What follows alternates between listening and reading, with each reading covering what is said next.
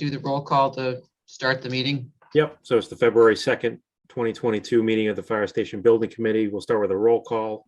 Blythe Robinson, Here. Aaron Hunt, Here. Justin Yanosek, Here. John Kent. Here. And that's it. So we'll open it up. First agenda item, public comment. We have anyone from the public on? Or no hands raised. Okay, no hands are raised. All right, so we'll roll right into the Thor and Whittier discussion items, Ron. So I'll just go in the order of the bullets I have. It says results of test pits and borings. So things went, I guess, sort of expected as planned after speaking with Matt.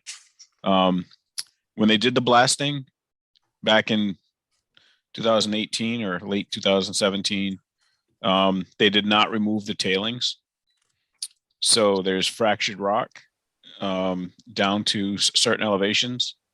So we're going to do, and in speaking to the structural engineer and in speaking with the geotech engineer, we believe that we're just going to have to look at a sort of where the building is, where the foundations are versus where the slab is, the slab for the building. And then the outside, right? So the apron where the fire trucks are going to be, obviously we've got heavy vehicles out there. Worst case scenario, we literally have to dig it all down 6 feet, get rid of the tailings of the rock and bring in structural fill. So we're digging a big hole and filling the big hole back up.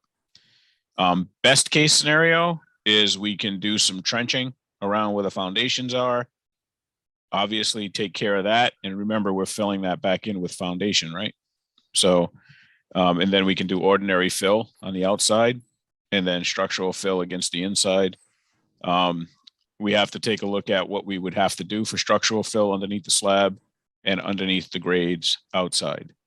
So it's taking them a little bit longer because they're kind of going through this analysis that we've asked them to do, because we don't obviously simply want to say, let's get a machine in there, dig everything down 6 feet, and then fill it all back up with structural fill under the building and under the parking lots. So, and then the report obviously will be coming out. Would there be any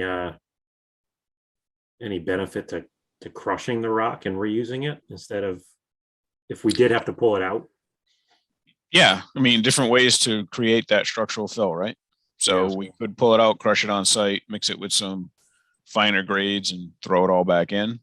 Yep. Another option, and I'm just spitballing here, right? I mean, another option is you dig it all out and you sell it to a company who will crush it and then sell it as crushed stone. We should also point out that we will probably need to do some ledge removal. I don't know if we need to blast, but the area, and they gave the dimensions just in their email. There is an area where the transformer sits, the existing electrical transformer, that they obviously didn't blast anywhere near that. So when that transformer comes out, there may be some blasting, or not blasting, but some ledge removal that we need to do in that area. And then it's just a matter of when they're cleaning this when they're cleaning the tailings out, you know, if they find anything that was not cracked or blasted that needs to get chipped or hole rammed out, then they'll need to do that as well. The other good news, I guess, if you want to call it good news, is we are raising the grades 2 feet. Remember we had talked about that way back when? So our finished floor will be roughly 2 feet. And we're still in the process of designing this, but right now the current thinking is we'll be lifting that 2 feet as compared to the existing station. So, you know, all of that factors in when it comes to what's left and what's not left in terms of the ledge. Okay. Did they confirm how far down it went? I'm just like, are there any deep utilities that we need to put in, water lines or anything where they're going to have to? They didn't. I haven't received that yet. I think, you know, we had asked them for sort of a heads up if anything was alarming. And so they sent the email saying, as we hoped wasn't going to be the case, is the case. And, you want to call it alarming or not, I don't know, but just, we do have to dig this stuff out and fill it all back in. So I haven't seen the borings. To answer your question, we haven't seen the borings logs. We haven't seen the test pit logs. That will be forthcoming. And do we know, sorry for so many questions here, but when we put together the feasibility estimate, like if we have to pull all the rock, the fractured, is the tailings just fractured rock? Is that? Yes. Okay. That's exactly right. Like if we have to pull all that out and put in structural fill, is that an increase to the estimate that we had before? I guess, what did we? Well, assume?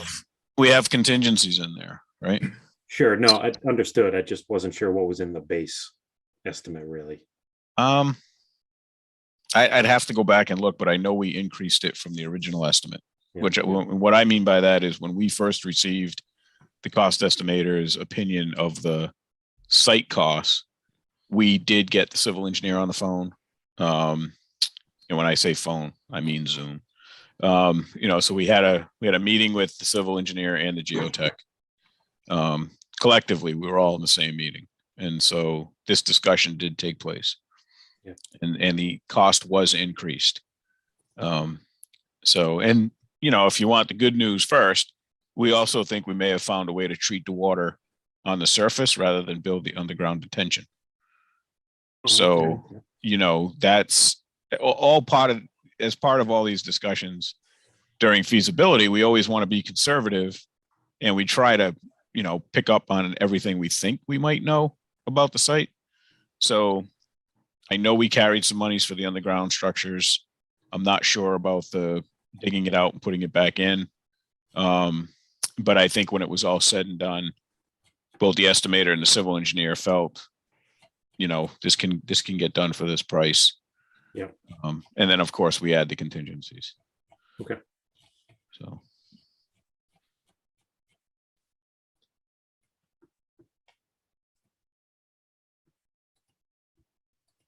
Anybody else have any questions on test? We're missing our geotech engineer tonight. This would have been his Perfect timing. No. Quick, next item. Yeah. All right. Review update on owner project requirements. Yeah. So we went through with the owner today, and a couple things that came about. So the OPR, we received comments back from Matt. Obviously, he had a lot of comments about the facility itself. We did get some comments back from the chief, and that had more to do with usability, if you will, who's using what, where, and when, so we can start building schedules for the energy modeling. We had a good meeting last week where we went over the finishes in every room, which means the wall finishes and the flooring finishes in every space. And that, again, was with the working group and our interior designer. And so what we'll be sending out to you is an updated version of that when it comes to those types of finishes. We also have some presentations to make for the exteriors today, but we also talked about the exterior materials with the working group. We may have talked about them here at our last meeting. We're in the process of getting samples for those recommended materials.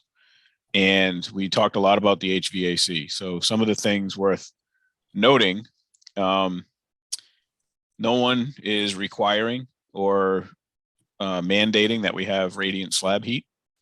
With the air source VRF system that's carried in the feasibility study, the thinking is from the engineers that you really don't need it because of the efficiencies of the VRF system.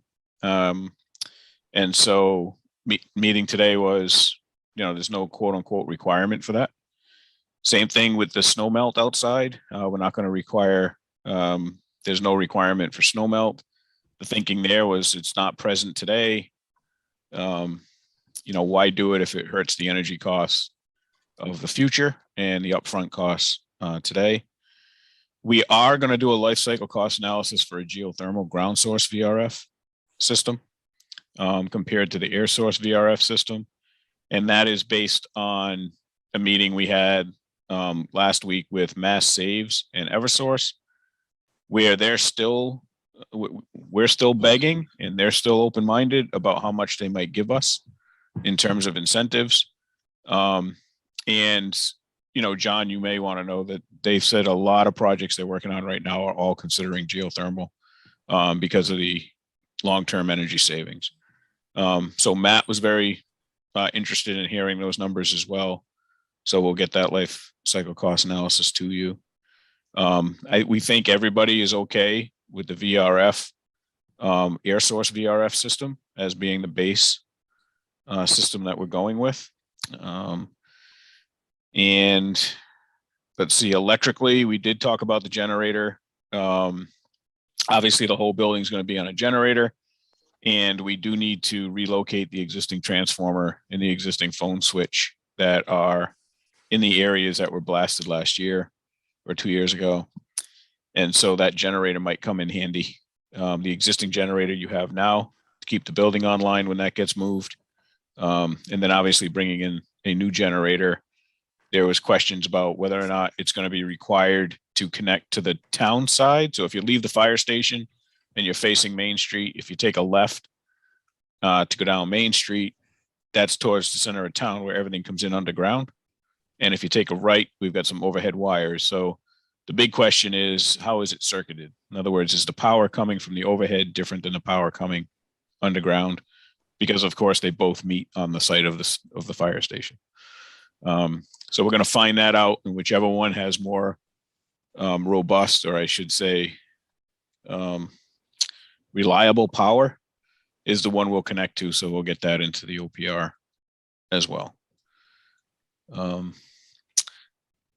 And other than that, I know you know that we met with the planning board, and the planning board is requiring pitched roofs on all of the roofs that you can see from the street. We do meet with them in March, and you know, if more of you can come and attend, because we do have some questions such as, you know, the canopies out front above the overhead doors right now, we're continuing to show flat. If we pitch them, they would obviously have to pitch down onto the pavement in front of the overhead doors. So that kind of defeats the purpose of even having a canopy, unless we get into an elaborate gutter system. And with these things cantilevering out as far as they do, you know, the gutter system would just get a little crazy, I guess would be a word. And then, so those are flat, but they're canopies. Technically, they're not a roof. And then we have had some questions about the training stair in the back of the building. You know, should that have a flat roof or not? So those are all the project requirements of, we need to have canopies in front of the building, right? Because the chief has asked for that. Can they be flat? And then the training stair itself, can that have a flat roof? Because it's obviously used for training. The chief did say he's okay if it ends up being pitched, because he can work with that. But I think from our perspective, and Steve, you might agree with this, when we put shingles on a roof and then we start training on that roof, the shingles don't last as long, right? So sometimes you kind of do that in a sacrificial way, but this would actually be the pitched roof of the building. So I think that's pretty much the update on the inside and the outside of the building. And I'm sorry, when was that planning meeting? That was the first week of March, right? I think it's March 8th. March 8th. They meet on the second Tuesday of the month. So yeah, that would be the 8th. Yep. March 8th. Yep.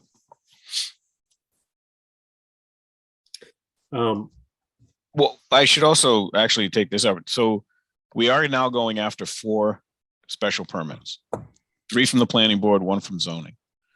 And we went over this last time a little bit, but the new one here is, we'll show you the building in a few minutes. Jason will be presenting that, but what we're finding is that we're going to be above the 40 feet. We're below the 46 feet, but we're above the 40 feet.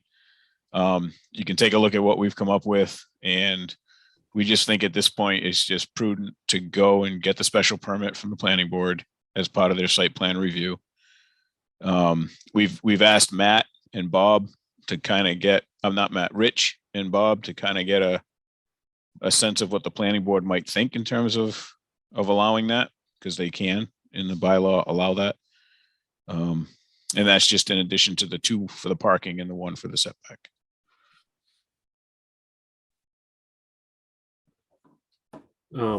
So when you said that the snow melt and radiant heating is not required, I'm assuming that came from the chief. Yes. And DPW, because presumably DPW is gonna have to clear, if there's no snow melt system, they're gonna have to clear the front of Right. the apparatus bay. Is that how it works now? Okay. Mhm. So as long as they were on board with that, We're also having a department head meeting next week on Wednesday afternoon to bring all those folks together and just triple check all these things. I think snow melt, radiant snow melt is a really nice thing to have, but it's definitely not a need to have.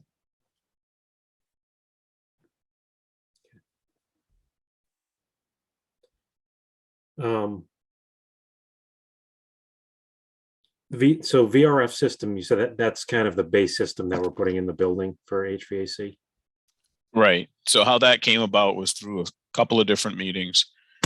First of all, the air source VRF is the same system you have at the police station that Matt likes. He thinks it's a simple, it keeps everybody comfortable.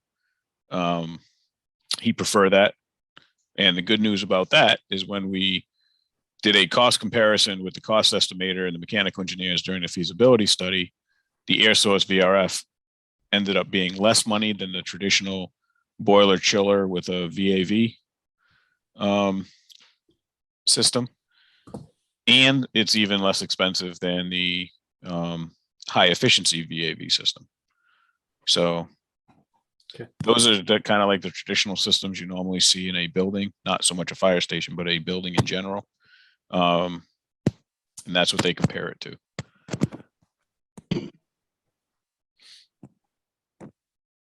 Okay.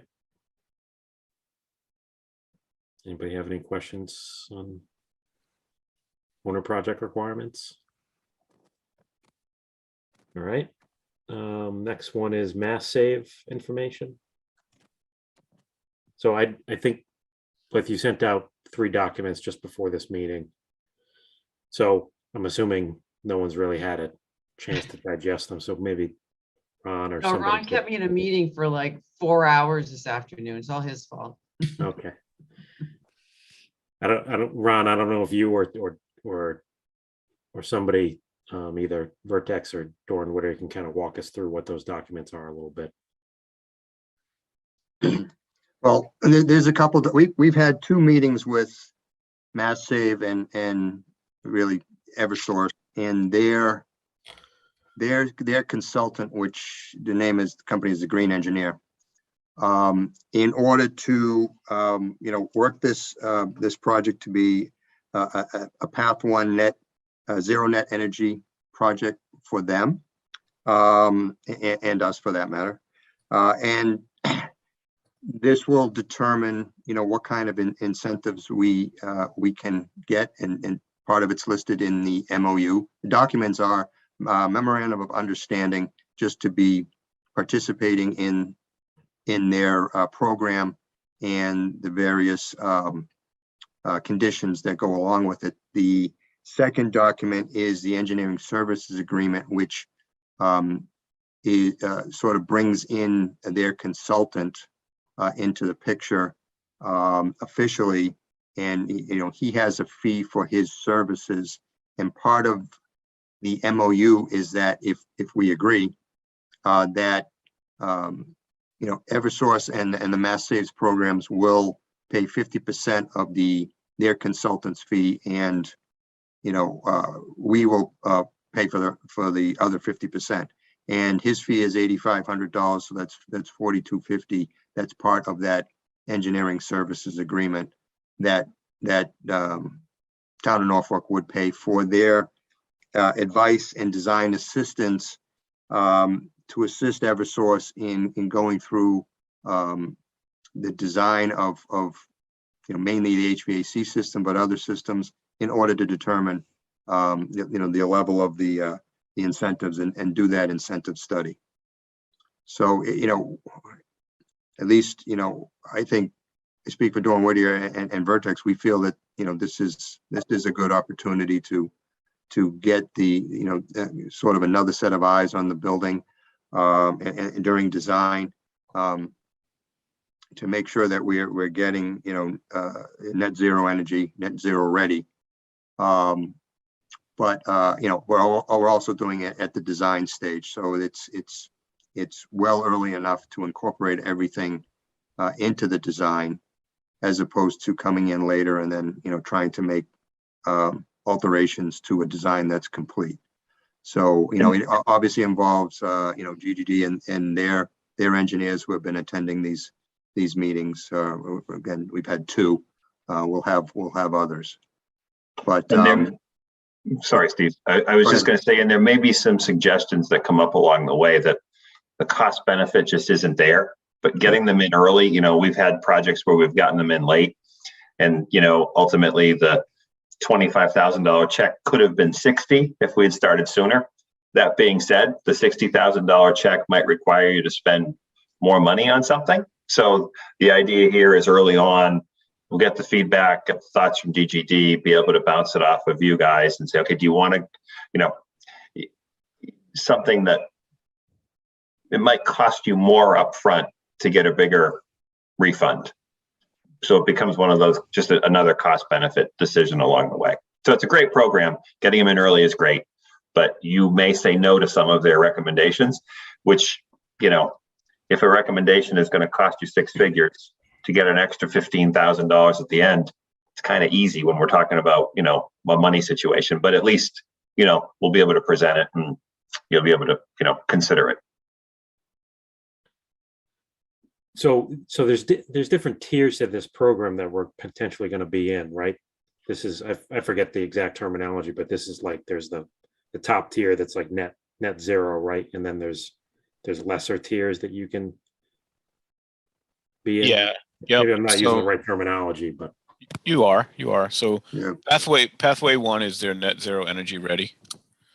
Pathway 2, I have no idea what that is, but I know that pathway 3 is their whole building simulation. So what they've offered, I think this goes along with what John was just mentioning. If for some reason during the course of this process, they say, okay, we're not going to get to net zero energy ready. And how they determine that is through the energy use intensity dictated by the energy models. So they will offer you immediate acceptance into pathway 3. The difference here is pathway 1, they have the flexibility to offer you a certain dollar amount. So the published dollar amount is $1.25 or $1.50 per square foot when the building opens. And then after they come and verify the operations of the building, you get another $1 per square foot. So we have collectively asked them to increase that because, again, to John's point, those numbers sound great when you're doing a 100,000 square foot building, not so much when you're doing a 26,000 square foot building. And what is that incremental cost that you're paying for? So the pathway 3, again, it's another incentive program, but it also takes into account the whole performance of the building, even though the building's not zero net energy ready, which again is just dictated by an EUI, and we're targeting an energy use intensity or EUI of 35, which we're also negotiating with them on to try to bump that up too, because they do have that flexibility. So if we end up being somewhere around an EUI of 40, there's a possibility, and I say possibility again, just because, they can't bank on it, but they might say, yeah, that's close enough for a fire station, because fire stations are very different than other building types. So, and again, you might not see any of it. I mean, this is not money that, none of this is a you found a buried treasure somewhere. I mean, this is nice. At the end of the project, you get a check. It helps offset some cost somewhere. This isn't going to be, wow, we can install the radiant heat now because we're going to get this thing. Again, it's money that you might get at the end if you check all their boxes and the program doesn't change. So, it's not really a budget consideration. Beyond if they are saying, do X, Y, and Z in order to hit this. To me, this is a nice bonus at the end. If people ask, you said, yes, we're doing it. But in the end, it's really not going to change the ask at town meeting. This is kind of the below the line after the fact. Good to let everybody know that we participated in it, got the feedback, weighed the, the recommendations they made. And then the committee made decisions based on, what was best for either budget or, environmental concerns or, resiliency, whatever the language is, and then, at least you can say we did it. The only thing that would hit the budget is that 50% amount for their consultant, and we would not figure into our budget, what we think the incentive would be, right? On any project. Now, I'm assuming like no matter what pathway we go, we would have to hire this consultant to kind of guide us through the process. All right. So I guess my question was, not knowing this whole process, like this isn't a sunk cost if we don't go into pathway 1, where like we wouldn't have had to hire this consultant if we were going 2 or 3. You would have had to. So I don't actually know if there's a pathway 2. I just know that what they've presented to us for a new construction project is pathway 1 and 3. Right. They do hire a consultant for both. I honestly don't know if it's a 50-50 split for pathway 3. What I do know is because it's a whole building analysis in pathway 3, it has the same type of confirmation energy model. So what you're really paying for is 2 parts, right? So they, as John said, they review what we're doing and they make suggestions. For instance, one of their suggestions that they made last week was you should really consider geothermal. Okay, so we're really going to consider geothermal. But if it's $500,000 and we can't afford it, then we considered it. Thank you. But, I think there's a value to that, because there was a very good discussion about ventilation. And there was a very good discussion about the radiant floor heat, which, as of today's meeting, the chief has said, it's not a requirement. Like, if we don't need it, let's not do it. So to answer your question, we don't know if the 4,250, whatever that number is, would have been required in pathway 3. They definitely still would have hired the green engineer to do an energy model at the end of the project. Because both these programs, and in fact, all of their programs, except for the prescriptive rebate programs, require them to get what's called technical assistance, which is somebody who actually confirms everything that we're doing. And I suspect the green engineer might also come out at the end of the project to walk the site, because they do send folks down to walk through the building when it's done. Again, with that checklist, kind of checking off that, what we said we're doing, we actually did. And then after this 4,250, I guess, what other costs could there be from Mass Save? Is there going to be another cost during construction for them to run this energy model at the end, or this is kind of covering what they need to do? Also the agreement we need to spend to approve with Mass Save for the 10,000 that we split that 5 and 5. Isn't that part of this? Yeah, except it didn't come in at 10,000. The proposal came in at 8,000 something. 8,500. 8,500. They split up to, the way I read it, they'll contribute 50% up to 10,000. Okay, but I sent everybody 2 documents, the Mass Save one that talks about 10,000 and the Eversource one that talks about the 8,500, both split in half. They're 2 different agreements. I've got like 7 copies of each. Well, they overlap. The memorandum of understanding has all of the conditions in it, and that's a document that both the town and Doran Whittier sign and send back to them. That references the ESA, which is the engineering services agreement, which had the green engineer proposal attached to it for the What's the document 8,500. that talks about $10,000? Yeah, it says, It's got the green on the top of it, mass save. It's different than the Eversource. That's the memorandum of understanding. it says cost share the services of a ZNE expert, 50% of fee up to $10,000 cost share. So I don't think Right. it's saying,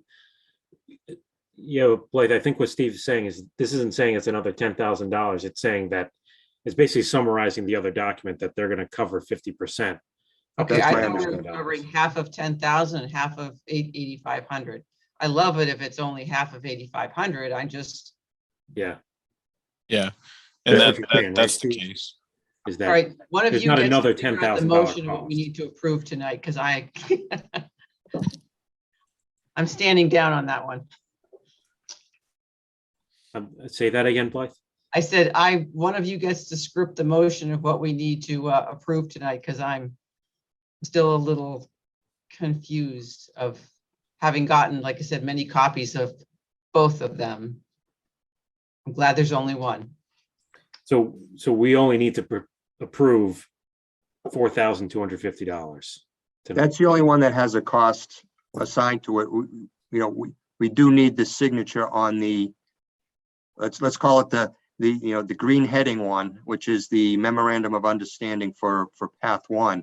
Okay, That's just a signature again, signature, where is it?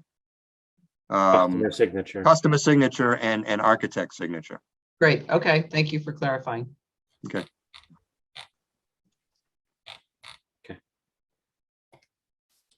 Just saved $5,000. Nice work.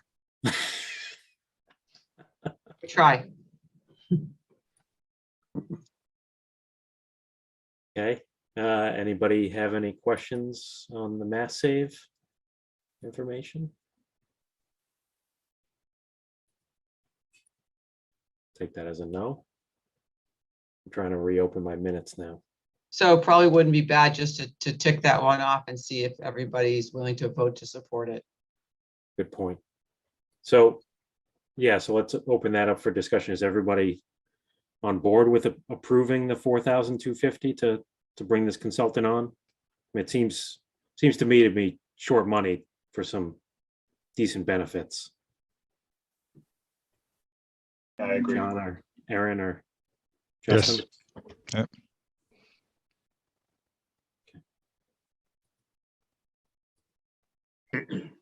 So we should take a roll call vote. Oh, okay. We don't do that at the end. We'll do it now. Well, you can do it. You can do it whenever. I just didn't want to not forget. Sure. So I'll ask for a motion to approve $4,250 to bring on the mass save consultant, So moved. the green engineer. Thank you, Aaron, for saving me there. Do I have a second? I'll second. Second, Okay. Roll call vote. Blythe Robinson, yes. Kevin Champagne, yes. Justin Yanosek, Yes. John Kent, Yes. Aaron Hunt. Yes. All right, it's unanimous. So Blythe, will you sign that document or do I need Sure. to? Okay. I could do it. Next up, review floor plans, massing, roof lines, and exterior materials. Yep, Jason.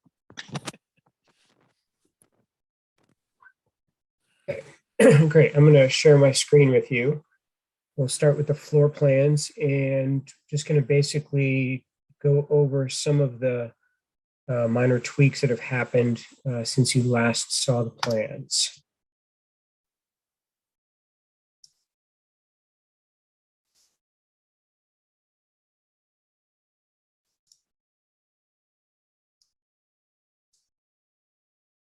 All right, can everybody see the floor plan? Yes. Yes. Okay.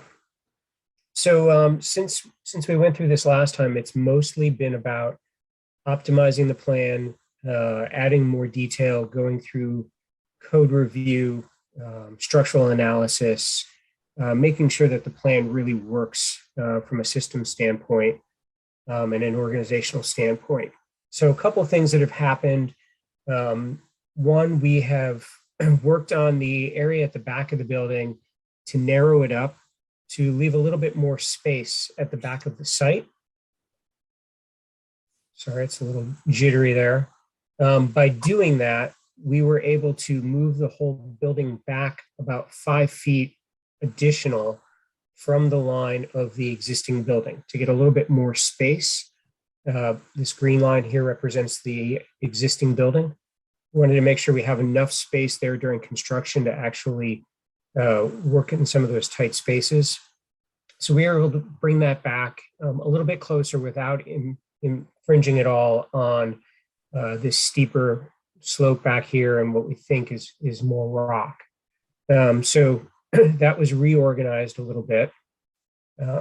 Some of the public spaces were adjusted a bit to bring in some more glass and some more daylight at the front of the building, to make sure that all of the spaces worked from a functional standpoint.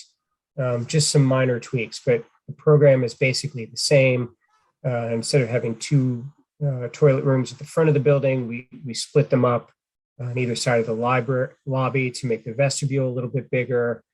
Moved around a couple of the spaces, elevator machine room, janitor's closet, supply and electrical room, things like that. But the program overall there hasn't changed. On the second floor, zoom in there, is really about making spaces more efficient. So we reorganized some of these admin spaces, especially the shared open office, to make it function a little bit better, and combine the copy supply file storage area into one open space, looking for opportunities to remove things like doors that cost small amounts of money and save a little bit of cost there. Optimize these spaces to provide better flow and better daylight. And I think this accomplishes that. Everything else here is pretty much the same as it was before. On the living side, we reorganized some of the sleeping room locations. Those were down the middle of the space before. We've brought them a little bit closer to the rest of the sleeping rooms so that they're directly across from each other. Mechanical moved from where fitness currently is over to the side here, brought fitness here, which was down at the bottom. And that opened up the back of the building a little bit to get a more continuous, more usable open area for the kitchen, the dining room, and the day room. And the layouts that you're seeing here are just preliminary. We're still working through a lot of these, but we wanted to make sure that everything functions and fits appropriately. We can get everything in that we need to. As we start generating these, we'll start looking at these spaces in 3D a little bit more and going into more detail with the department on those. We've also adjusted some of the heights of the floor levels. We previously started with 22 feet from the first floor to the second floor to allow for plenty of space in the apparatus bay below. We've brought that down a little bit from 22 feet to 20 feet, save a little bit of cost without really compromising too much in the way of functionality. And the chief was fine with that. That worked out to what his expectations were of the building. That also still left a training mezzanine that's very functional and accessible from the first floor apparatus bay at 14 feet. And we were able to lower this expansion area in the back, training deck and future expansion. This was up at 22 feet. We brought that all the way down to 14 feet to save some cost on wall height and structure. And so they have a couple different levels now of training deck. They have this one at 14 feet. They have a training deck out here at 20 feet. training mezzanine, 14 feet. And then, as Ron mentioned before, we're still working through what might happen at the top of this training stair, whether that's flat or pitched.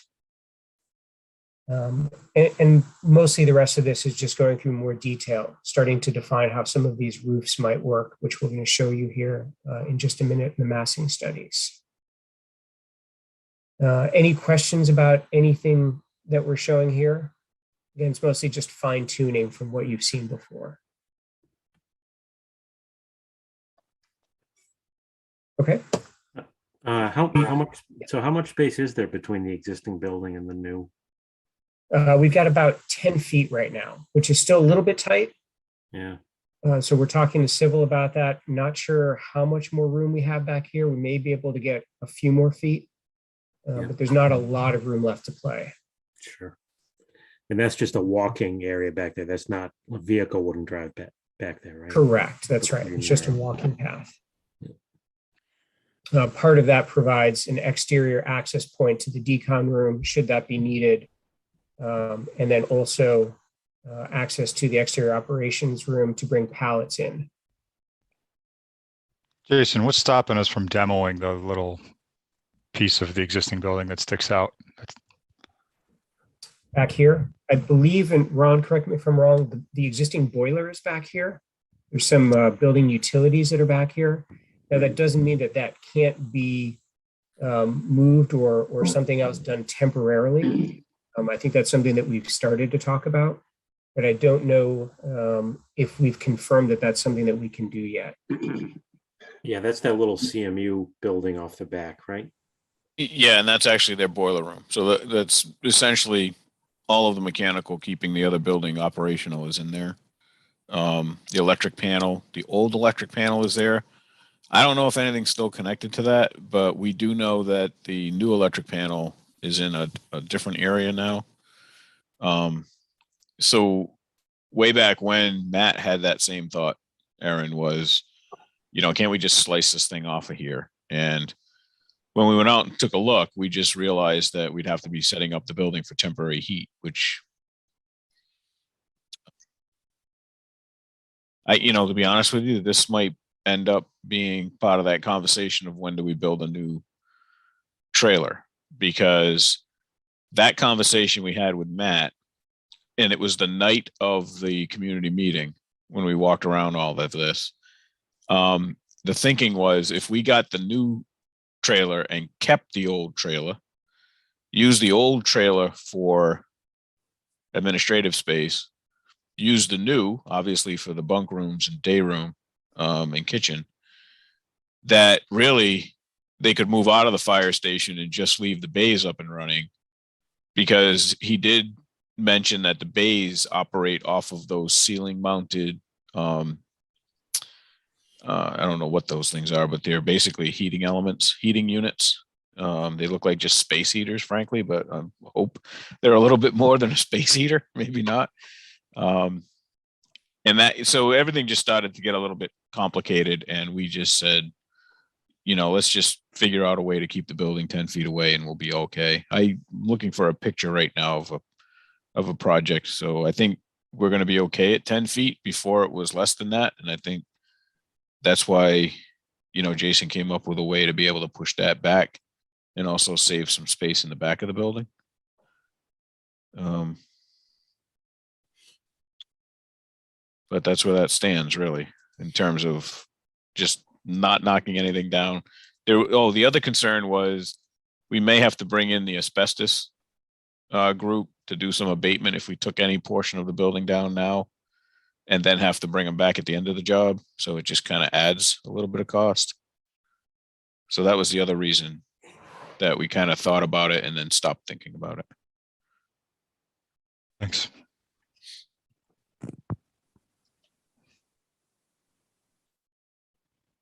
Any other questions or comments on the plans?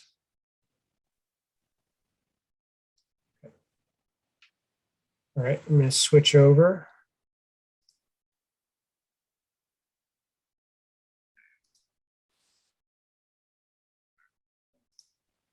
All right, can everybody see the PowerPoint presentation? No. Nope. Okay, hold on one second.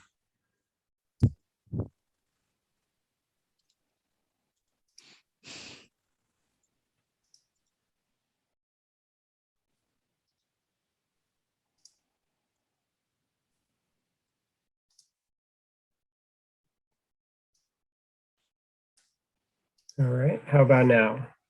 Yes. Yep. Okay, great.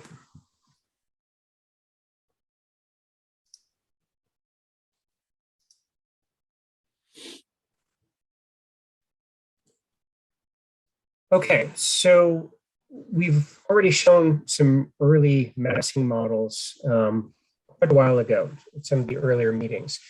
But what we wanted to do and what we spent some time doing is also looking at some design precedents around town as we started to refine what we were going to show you. So we looked for opportunities of buildings that we felt were well known and presented some good opportunities to bring in some pieces, throughout the town, not necessarily looking at any individual building and said, that's the building we want to look like, but really looking at precedents and saying, we think the roof on that makes some sense. We think the windows on another building make some sense, and things that we felt brought a good identity to the project. So everyone's familiar with the existing town hall. Some things here that stand out are the roof pitch, which looks to be probably 10 and 12. We've got some divided light windows, lots of obvious trim, sort of some repeating window patterns. Some of the historic houses through town, you can start seeing some things here that really start to tell a story. You've got standard gables, again, 10-12 or 12-12 pitches, repeating roof patterns, divided lights, shiplap siding, things that repeat more here. The tramp house, you can start seeing some of the roof overhangs. Again, more shiplap horizontal siding, divided lights, lots of wood trim.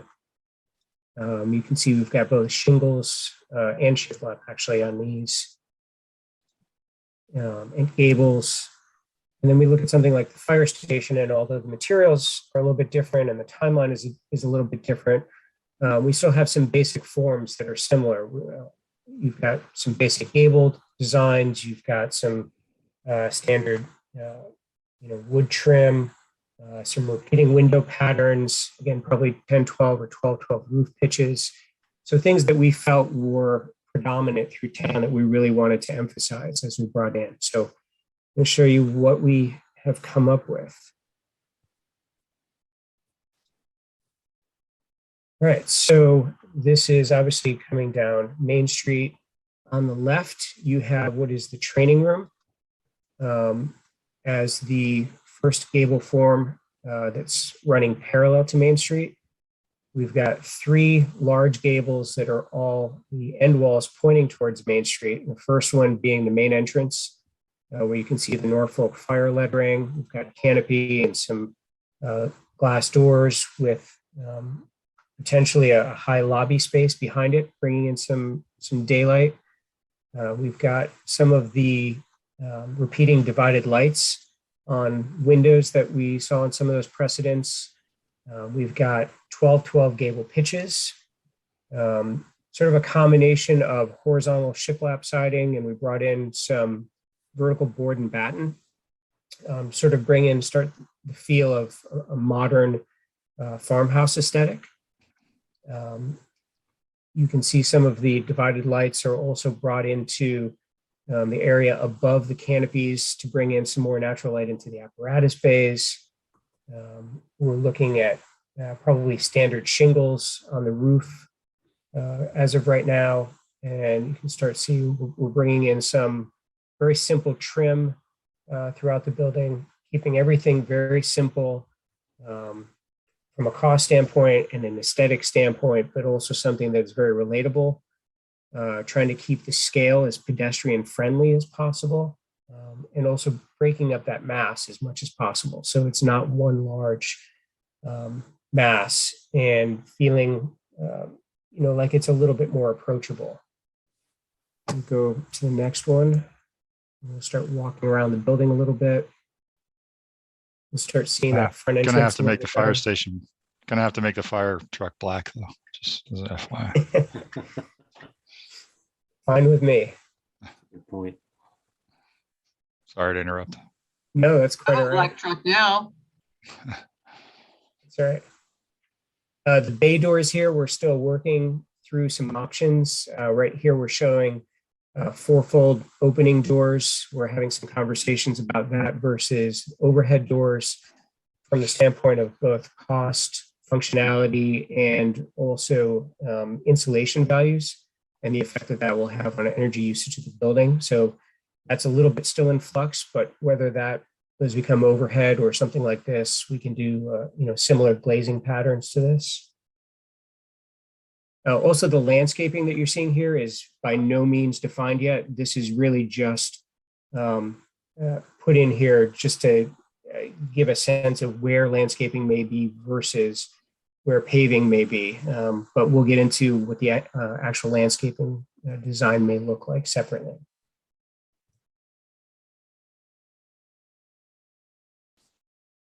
On the end cable here, this is a lot of utility spaces and operational spaces here, so there are less windows. We're still looking at what the design may be at the end here. Right now, we're showing some paneling that would look similar to the bay doors, but that's still a little bit in flux. Training stair shown in the back right now. And then this is view to the back of the building. One of the other things we're looking at is combining some of these overhangs at the apparatus bay doors on the front side and in the back to minimize the number of penetrations we would need to drain the water back into the building. So combining those would probably save a little bit of cost.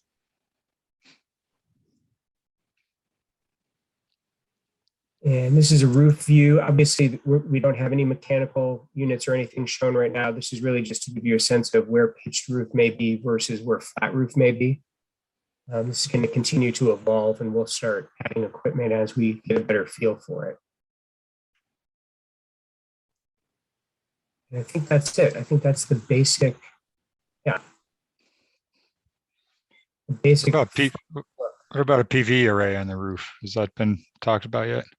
It has been something we've talked about. Ron, I don't know if you want to talk about that in terms of town buy-in versus a PPA package or different methods to do that. So because you're a stretch code community, the roof has to be designed to support solar panels. So the roof will obviously be structured to support it. As soon as we get to a point where we're thinking we're at now, we want to send this off to someone like Revision Energy. Matt Hafner has let us know that Revision has worked in town. Are you all still there? Yes. Okay. Just listening intently. My computer just went nuts for some reason. Is anybody else's computer frozen? Mine's been going in and out. Yeah. Ever since it snowed, mine's been going in and out. I don't know. Snow on the antennas or something. Okay. Yeah. So you can still see me moving? Yeah. Yeah. Yeah. All right. Maybe my computer's dead. So anyway, you do have an array in town. The building will be supporting of solar panels. We are going to get a price from someone like Revision Energy, so you can buy the panels outright. And then we can also get a price for a power purchase agreement that has a buyout in 6 years. So that basically what that means is you take advantage of the 26% credit from the federal government for putting solar on, but you buy the panels out in 6 years. It's just a lot less than buying it up front.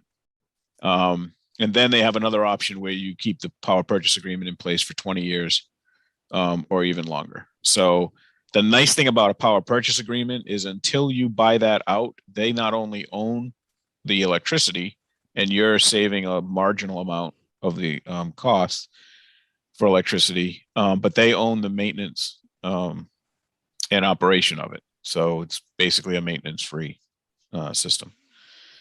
Given the fact that the roof may have some mechanical units, we want to take a look at how do we organize everything up there to maximize the amount of solar that we can put on the roof. The other nice thing about the back of the building, and again, I can't see the screen, so I'll go might have- back to it. yeah, if you go back to it, the back of the building has some vertical walls. And, you know, we have been looking at projects that have solar panels mounted to vertical walls. And since that whole area faces south, and we'd have to take a look at the angle of the sun versus the height of the trees back there, that could be another possibility too. So, you know, if we did end up with lots of mechanical units on the roof, we could end up with solar panels that are angled off that back wall.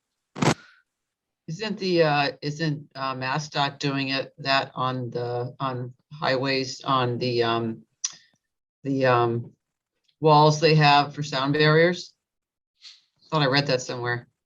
Yeah, they very well may be. Yeah, because that's, yeah, I think everybody's looking at how can we put solar on, right? Not just roofs, but sidewalls and ground mounted solar as well. So yeah, it's coming along. I'm going to try to quit out of this and then call back in to the meeting. Okay. Should I try to do that, or should I not even bother trying to do that? Sure, go ahead. Yeah. Because this is really weird. All right, well, if it doesn't work, I'll be back on my phone. Jason, that the low roof in the back, that was the training roof, correct? Correct. I'll go back to that. Okay, couple slides. Yeah. Yep. So this is at 14 feet, and that is above the locker rooms and the decon rooms, Yep. and some of the storage rooms. And one of the things we talked about with the chief is looking at designating specific areas where they would potentially be putting ladders up against the building, so that we can designate some diamond plate protection on the roof edges, as well as trying to look at the roof membrane itself and looking at things like concrete pavers or pads, in order to protect those roofs, to make sure that they are training in specific areas. I know it's a concern of Matt's in terms of maintaining that membrane.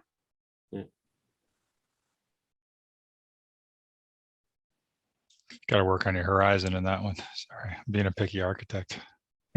Yes, definitely. Oh, geez, I didn't even see that. Pretty good.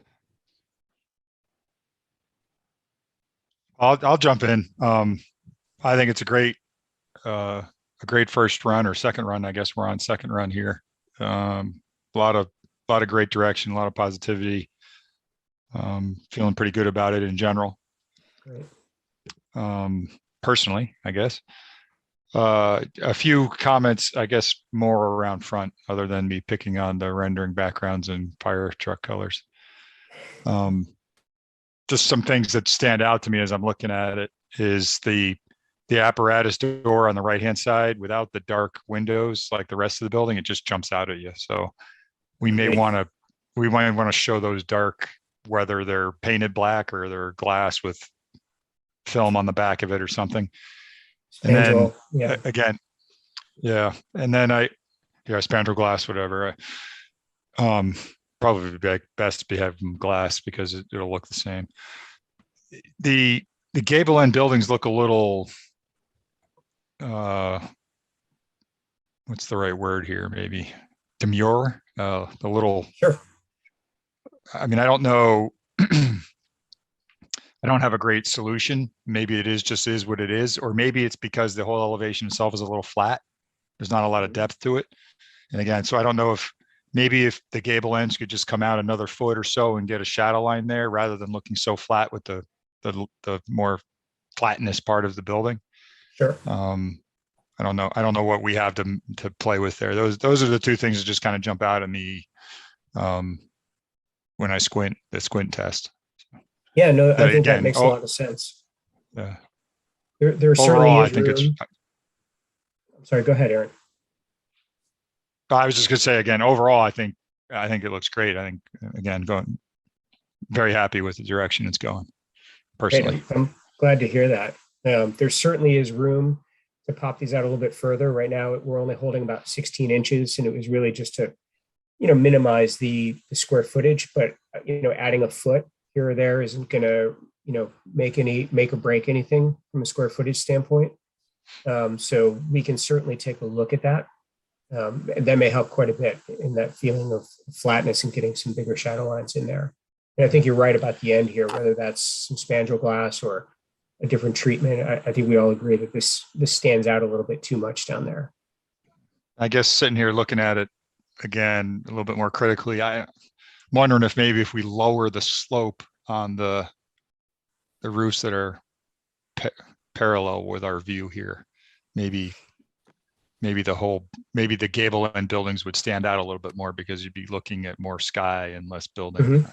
We can certainly look at that. So right now, these are, the gable ends are 12-12, the infill are all 6-12, but there is some room to certainly cut that back, or I think these could go down to 5-12 according to the bylaws. So we could take those down a little bit, certainly, and see what that looks like. That could help. Somewhat depends on what kind of equipment you end up with behind it and whatnot, right? Right, that's right. I think we're holding about 42 inches from the roof deck below up to the top there. But it's also a tall building, 100 feet from the road. So yep, that's right. We're all kind of hoping that obviously the units will be taller than 42 inches. And we can maybe put them towards the back of the roof. We're going to definitely, obviously we're all a little wondering what's the top of the roof going to look like when we get mechanical units up there. All great feedback though, Aaron. Thank you. Yeah, so I'll chime in a little bit. I know when we first had the massing presentation, there was this one that kind of jumped out to everybody, and then there was a second gable one where the gables were maybe a little boxier with a little more residential. And honestly, I preferred that one a little bit more, but now that I see this one in kind of its full render state, I do like kind of the individual peaked roofs here that are turned. I think it helps to kind of break up that mass a little bit. Makes the building look a little less imposing. So I think it looks great. Great. Curiosity question: the bay doors, are they bifolds or they fold up? Or are they barn doors? Or what's the operation on them? Right. So these right now fold inwards. So there's a seam in the middle here, and they basically fold into 4 pieces. So two pieces fold back to each side. Like closet, like closet doors. Exactly. Yeah. But again, we're still open and still investigating whether that is a better option or an overhead door is a better option from the standpoint of insulation, cost, maintenance, and operation. These tend to be a little bit faster to open, and they're a little bit easier to open manually if ever needed. But we are a little concerned about the insulation value on these. Believe that the cost is probably higher on these, but we don't have an exact number on those for sure. And Matt was a little bit concerned about maintenance and whether or not there was somebody local who could maintain these if needed. So these are all questions we're looking into right now.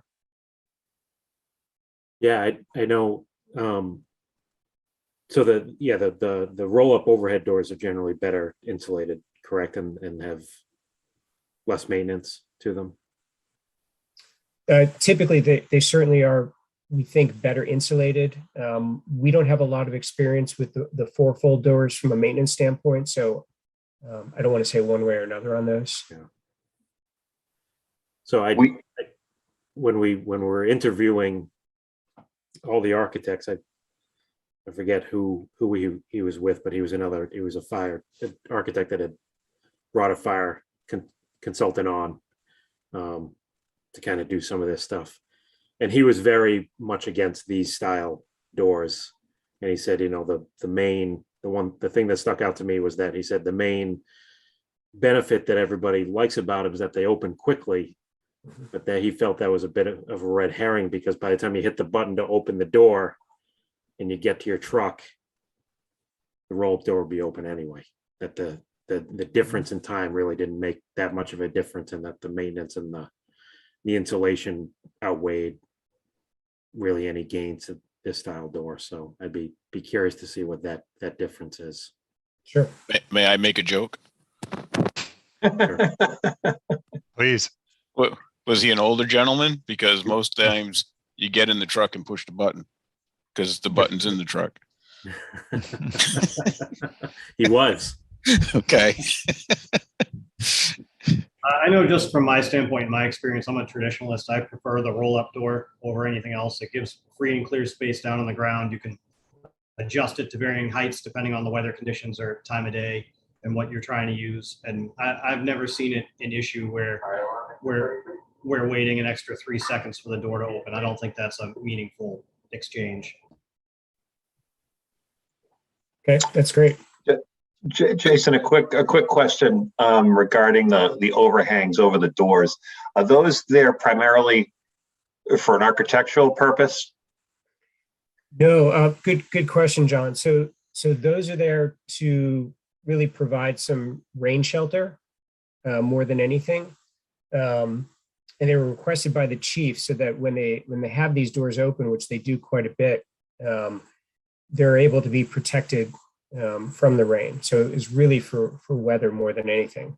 My only concern is after a weekend like we just had, I don't know clearances or dimensions or anything, but snow catchers up against windows, is it something that you could put a pitch on? Again, not an architect, just so that you don't end up with a snow and ice buildup, or again, that if you put a pitch on it, then it's sliding down towards the opening at some point. I just concerned about, a long-term moisture problem up against the wall.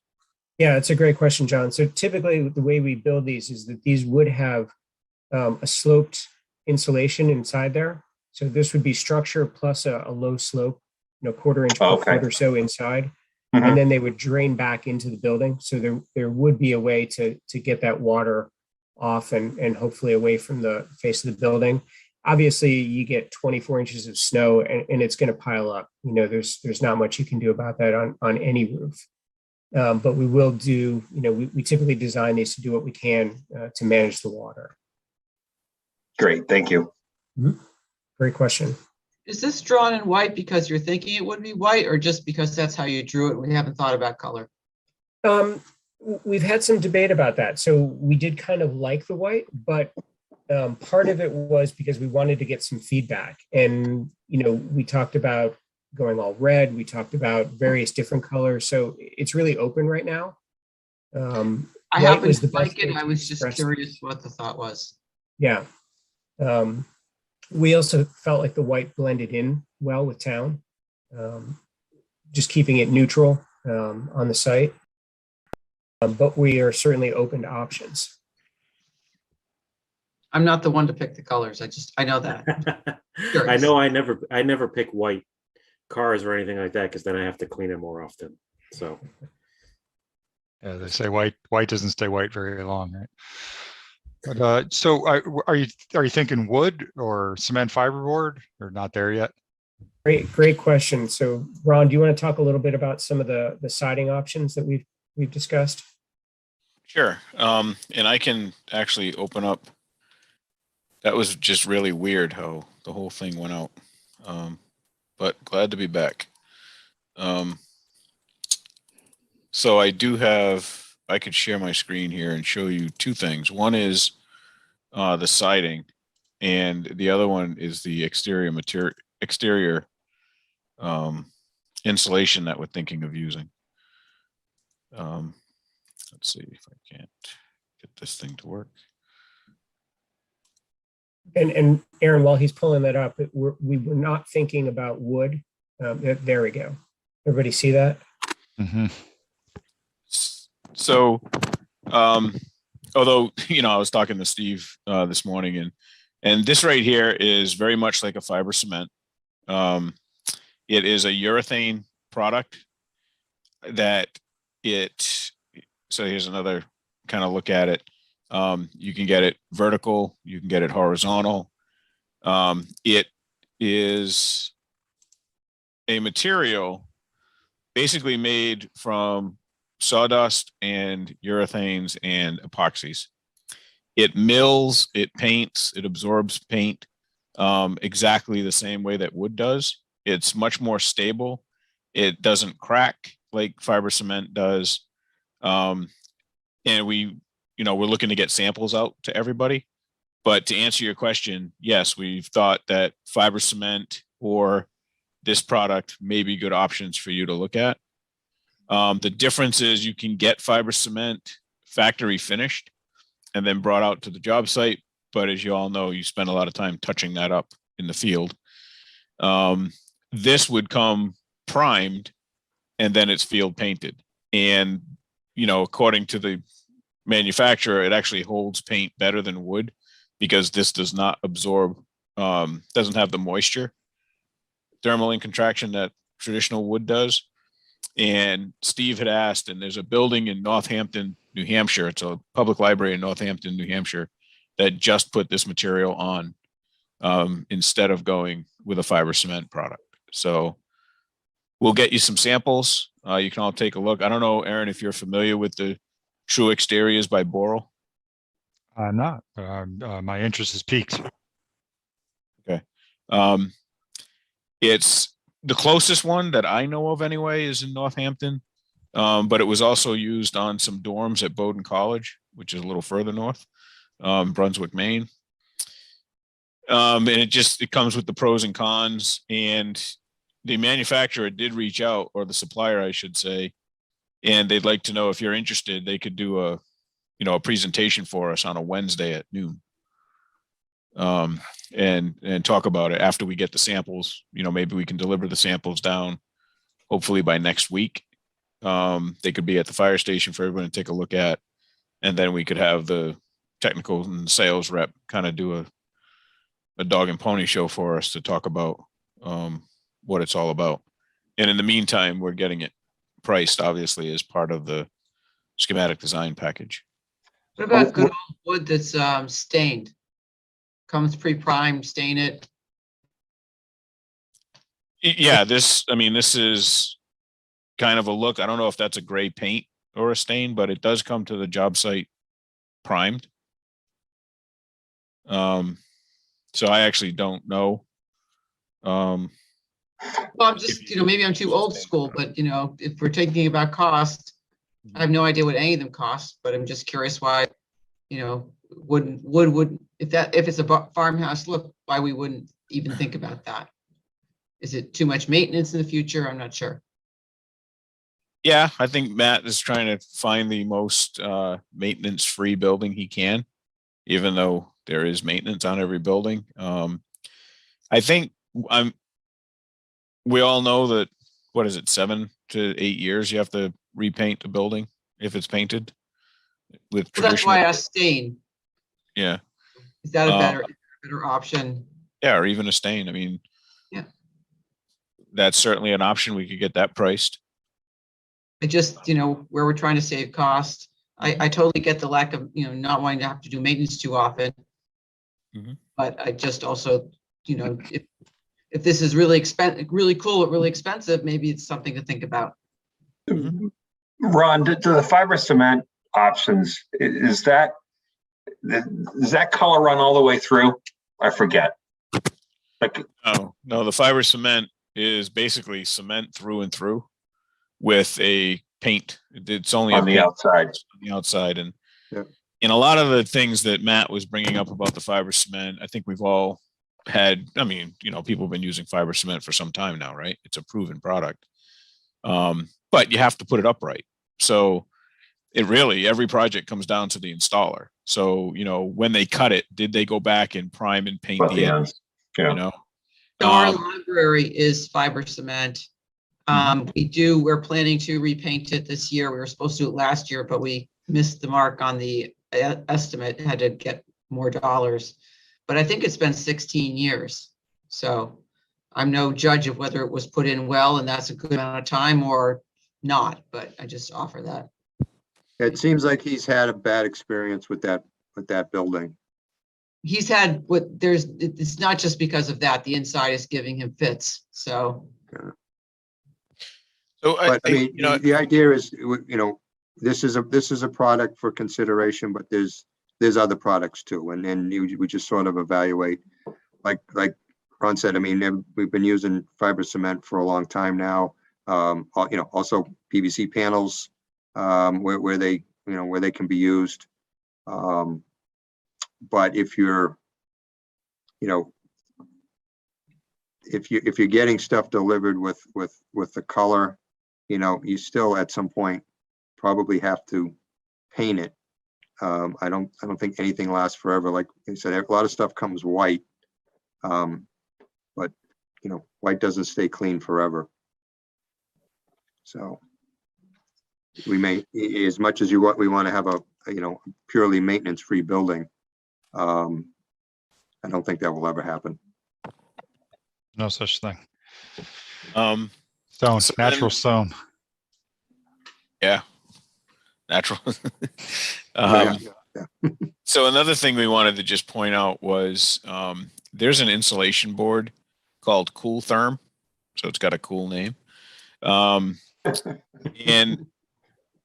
this has an R value of 16 for every 2-inch panel. So it is a proprietary item, which basically means there hasn't been another company who's sharing this technology, and it's NFPA 285 compliant up to 3 inches. So there may be a time, or there should say there will most likely be a time when we come to you to sign a document that says you're bidding things proprietary for a specific reason. Some of that'll have to do with door hardware, because we just know that there are certain door hardware components like closers and panic devices that just don't have any equals, right? You can buy the one that's going to last for years and years, or you can buy the one that we all know is going to need to be replaced. If you're interested, this is one of those materials that is going to give us a very good exterior thermal insulation, and it's going to make the building possible. And so we just wanted to bring that to your attention, whereby we're looking at all of these materials to try to find the best products for the building itself. And so this is just something we would recommend using. And we are using this on another project right now that, as far as I understand, is going quite well, and it wasn't a bidding issue, I believe. Right. So Ron, are you saying there's no equal for this, or there is? There's not. Okay, because as we know, there's a procedure for making something proprietary. Right. That's why so we would bring that letter to the committee to have it signed. So, but for instance, if we didn't go with this in order to be 285 compliant, we'd be using mineral wool, and mineral wool is also a proprietary material, because I think there's only 1 or 2 companies that make it, and really there's only one company who makes it where it's waterproof or water resistant. So yes, there is a process to that, and all that means is that the committee would pretty much just have to sign off saying, look, we know that we're specifying this and we're not going to allow substitutions because it's in the best interest of the town for these reasons. So in this case, yep. And in this case, it would be, thermal performance of the exterior wall, especially behind the materials we just talked about. And for the door hardware, it would simply be, we know this stuff works. So and it's not my only concern is in the marketplace that we're dealing with right now, sole sourcing something that nobody can get, or that somebody can put whatever the heck price they want on it. Could be the coolest thing in the world, pardon the pun. But what happens if we can't get it, or we get held hostage to it? If there's no, it's giving us no plan B. That's my only concern. Yeah, but interestingly, it sounds like there's a project that's out in front of us. Maybe we could learn from it as we go here too, though. Yeah, the other project in the office will be bidding long before this bids. Yeah. Or maybe that's, we can check on that. Yeah, I think you're right, Ron. I think it would be bidding first. So I do have just a couple more, like the site would you like to go through the site? Is that next on the agenda, Kevin? It just said review floor plans, massing, roof lines, exterior materials, and the last item was department meetings. All right, so I guess I can either share this. What do you guys think? Should I share this or just talk about it next week? It is a plan. You I already think got it's it worth up. going You already through got it all. up there. You might as well. Yeah, go for it. That cat's out of the bag now. It's a plan. So just very quickly, we had a good meeting today. Landscape architect's been working with the civil engineer and our team. And the thinking right now is we believe all things looking good so far, we can capture and retain all of the water on site and treat it before it goes into the drainage system with rain gardens or bioswales in these areas right here. The red that you're looking at in these, that's the hatched area, the orange hatched area. The red colored area would be a paver system that actually allows the water through and into an underground piping system that then it's just basically a pipe on stone that brings it off into the rain garden or bioswale. You can park trucks on these things. You can do the training, which is what the chief was talking about. And Justin, I think you commented on during our last meeting.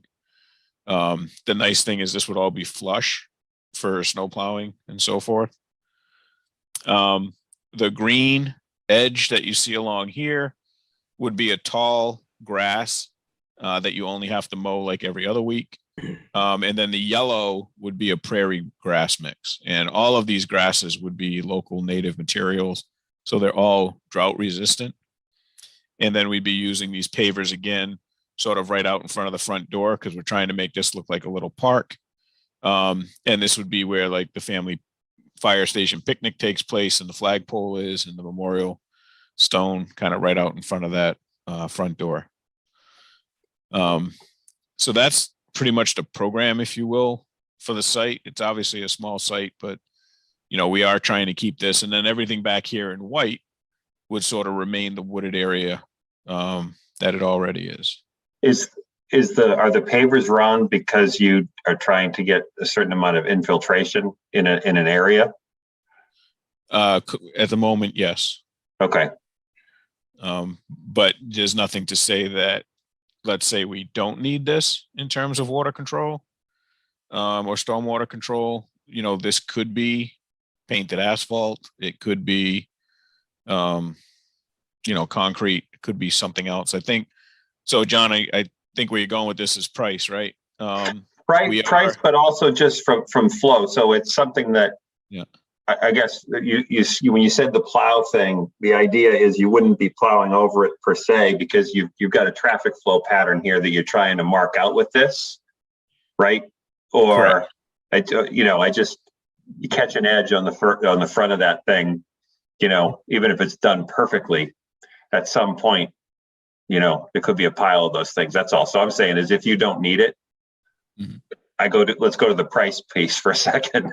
You know, why wouldn't we just put catch basins in, you know, to get the water over to where it needs to go? John, the other piece on just that one area on the left that's potential also overflow staff parking parallel. Probably get in about 4 cars there. So having a solid surface that they can drive on there was, we were hoping would satisfy at shift change, you know, getting enough cars back there for staff. Okay. Well, John, I think, go ahead, Blythe. Sorry. I assume we're also going to be planting some amount of landscaping in the yellow area besides grass, right? So to meet the planning board's requirements for, you know, buffers. That is correct. We're thinking at least from where the cursor is right now, north up the page. There's some trees and some wooded area here that we've got photos of to share on March 8th, but you know, it could be just this area. And then we're trying to get them to not have to plant here, but obviously this is up against the church. And then back here, this is a real wooded area. So Right. You know, we're trying to not do it all the way across here, I guess is the best way to say it. And then I think whatever we do here, the other comment, John, was maybe we just plow. That's what I kind of meant for plowing, was this would be the island where when it snows, you can push the snow up against here. So Yeah, it doesn't all have to go, you know, up against the property line. Okay. I just got concerned when you said plow. I didn't catch that part, like going over those things over and over. I'm concerned about the long-term longevity of, you know, of that edge, you know. So the other thing that we were asked to do was, because right now this is being shown all as asphalt, and I guess I could go to the civil drawing for this. So one of the comments or discussions we had today was the difference between asphalt, concrete being the apron out here in front of the bays for stability and the weights of the trucks and the back and forth on the trucks, asphalt being out here. And then what if we did some pavers in here? And what if we took the concrete instead of just being 50 feet? What if we took it all the way to the street? So we're going to get a couple of different pricing options to do this in the 3 different types of materials, whether it's all asphalt, all concrete, all paver. So everybody will be able to see what those costs are. And then decide, you know, what's best for the project. I can tell you from my experience that especially in the summer, the fire trucks chew up that asphalt, especially in a situation where they're going to have to come in and turn around to back into the firehouse. It will get chewed up in the hot months. Right. And that's part of the conversation about, should we just take this out all the way to the street as opposed to just to 50 feet? So we're going to get some numbers. We'll share that with everyone. We'll try to find the most cost-effective way to make all of this the best that it can be for the budget. And we did talk about like where would be a good generator location on the site. The electric room is here. Our new transformer would be in this location. There was lots of discussion about whether it's coming in overhead or underground, and how the current town is circuited, because everything from this pole to the left is underground. So is town center, and everything from the pole to the right is overhead. So does it run on the same circuit? Is it circuited differently? And, you know, what's the best to connect to? So lots of discussions going in. You do see the islands here for the bylaws. And right now we have 31 parking spaces shown. The chief had asked for 30. So we're just going to stick to the 31. I believe in the bylaw, handicap spaces are not included in the count. So technically we've got 29 plus 2. And you know, when we went through the parking analysis, which the planning board agreed with our method, it comes up that we need 20 parking spaces, but we've added the 30 because what Jason talked about, you know, the use of the building pretty much dictates, you know, a better use is 30 parking spaces. So that's what we've come up with from the chief's perspective anyway. And that's it. I think the only other thing on the agenda tonight was to talk about the cost difference.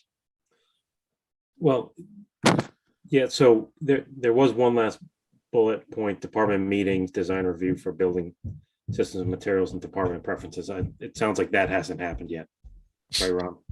Right, that happens next week. Yeah. Okay. At So 1 o'clock police at the department. police station, if anybody's interested. Let's have 1 o'clock at the police station. Okay.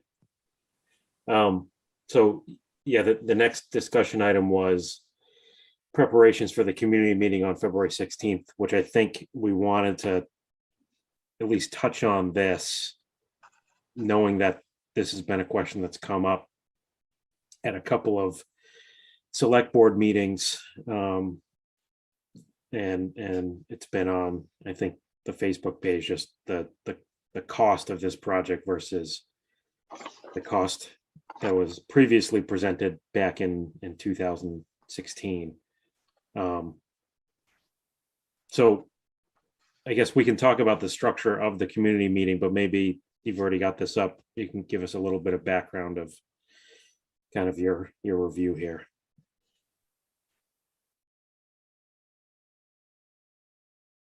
Oh.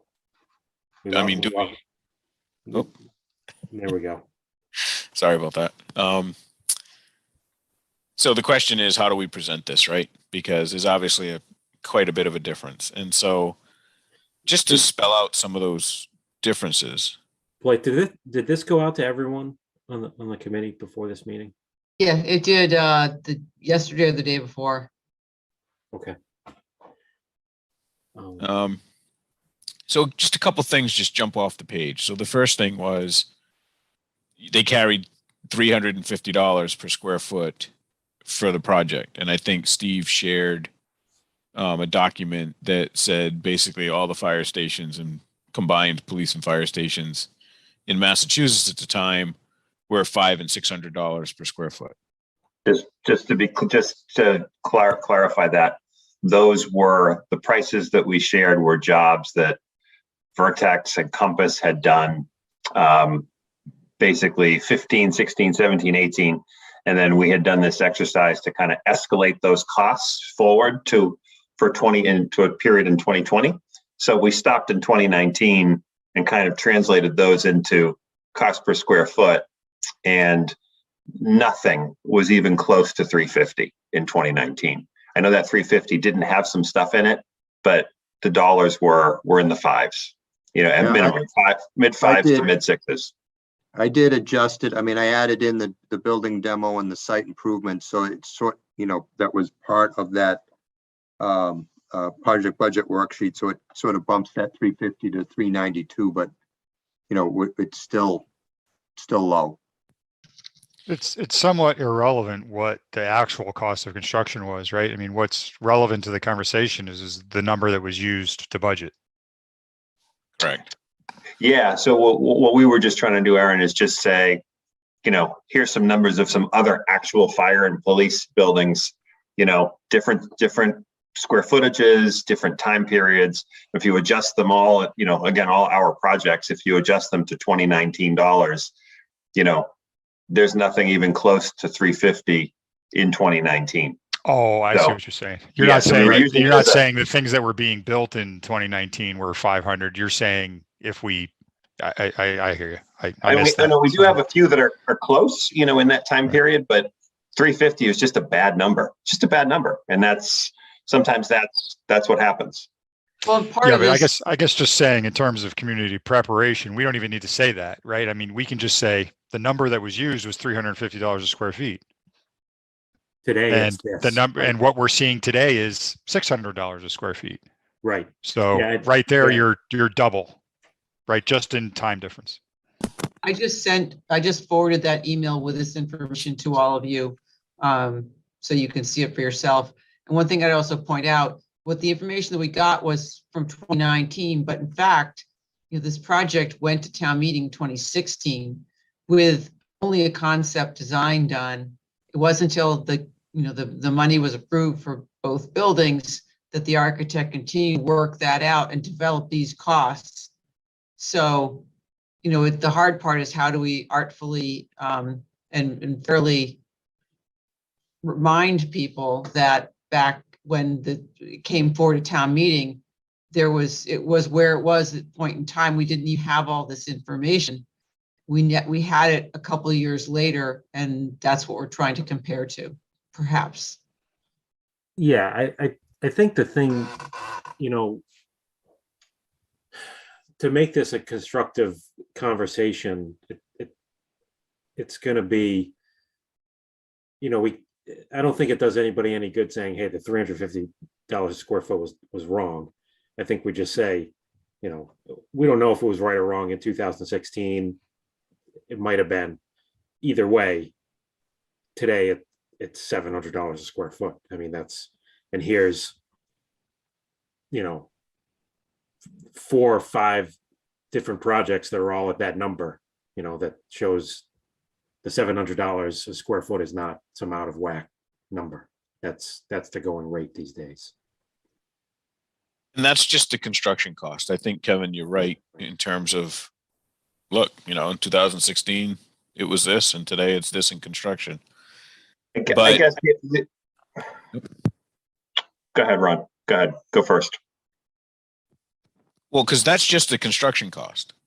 So then if you look at the soft costs, what was carried back then was $567,000. Whereas our soft costs are 4.6, almost 4.7 million.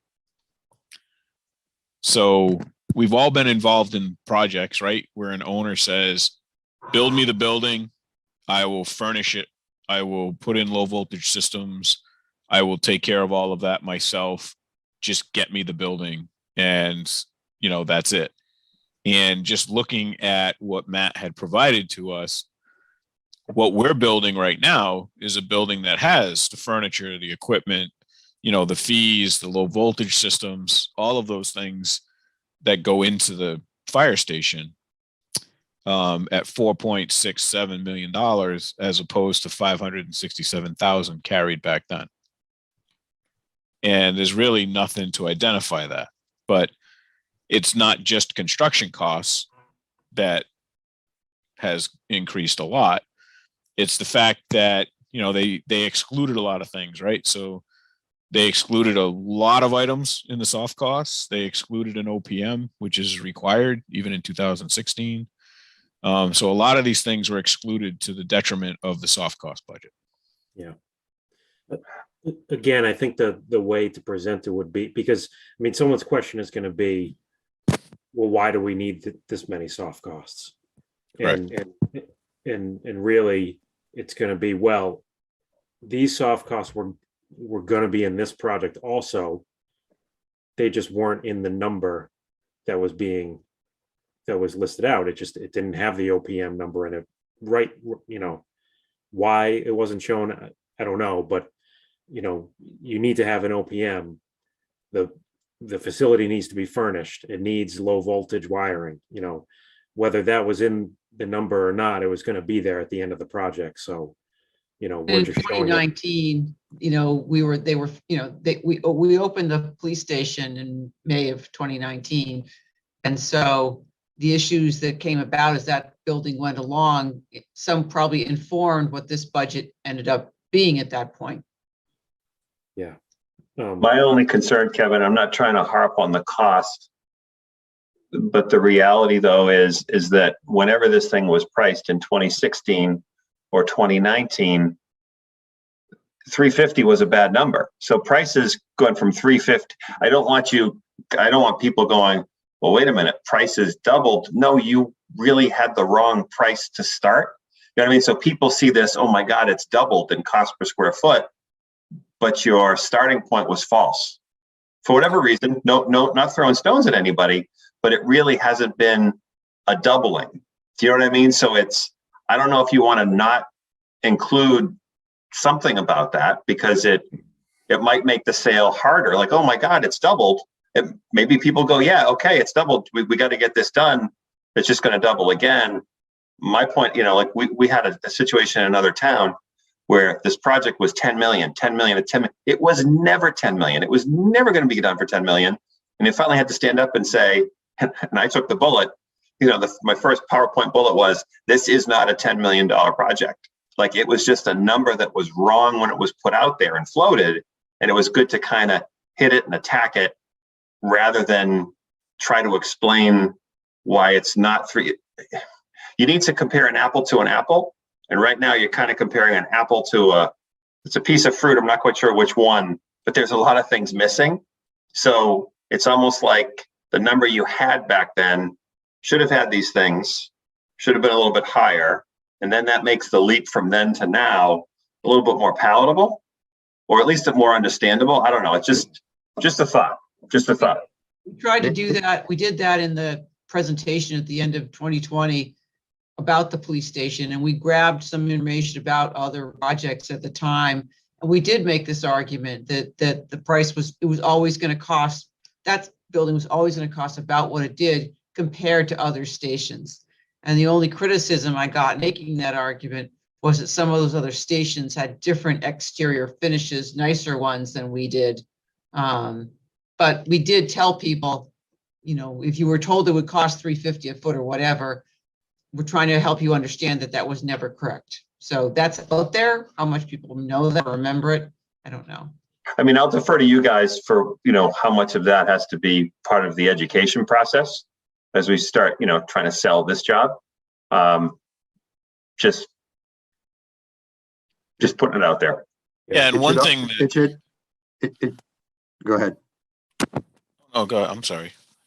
It should also be noted that that estimate back at that time was based on a 12-month duration, which we're much longer than that, and nothing about doing anything with the living quarters, and really nothing, no placeholder for any kind of construction phasing on the site, to ensure that the station was operating properly, or at least it's not shown. It's not listed as a placeholder. So I think what John and Ron were getting to is that this isn't apples to oranges, even. It's apples to a rock. It's I have just a rock.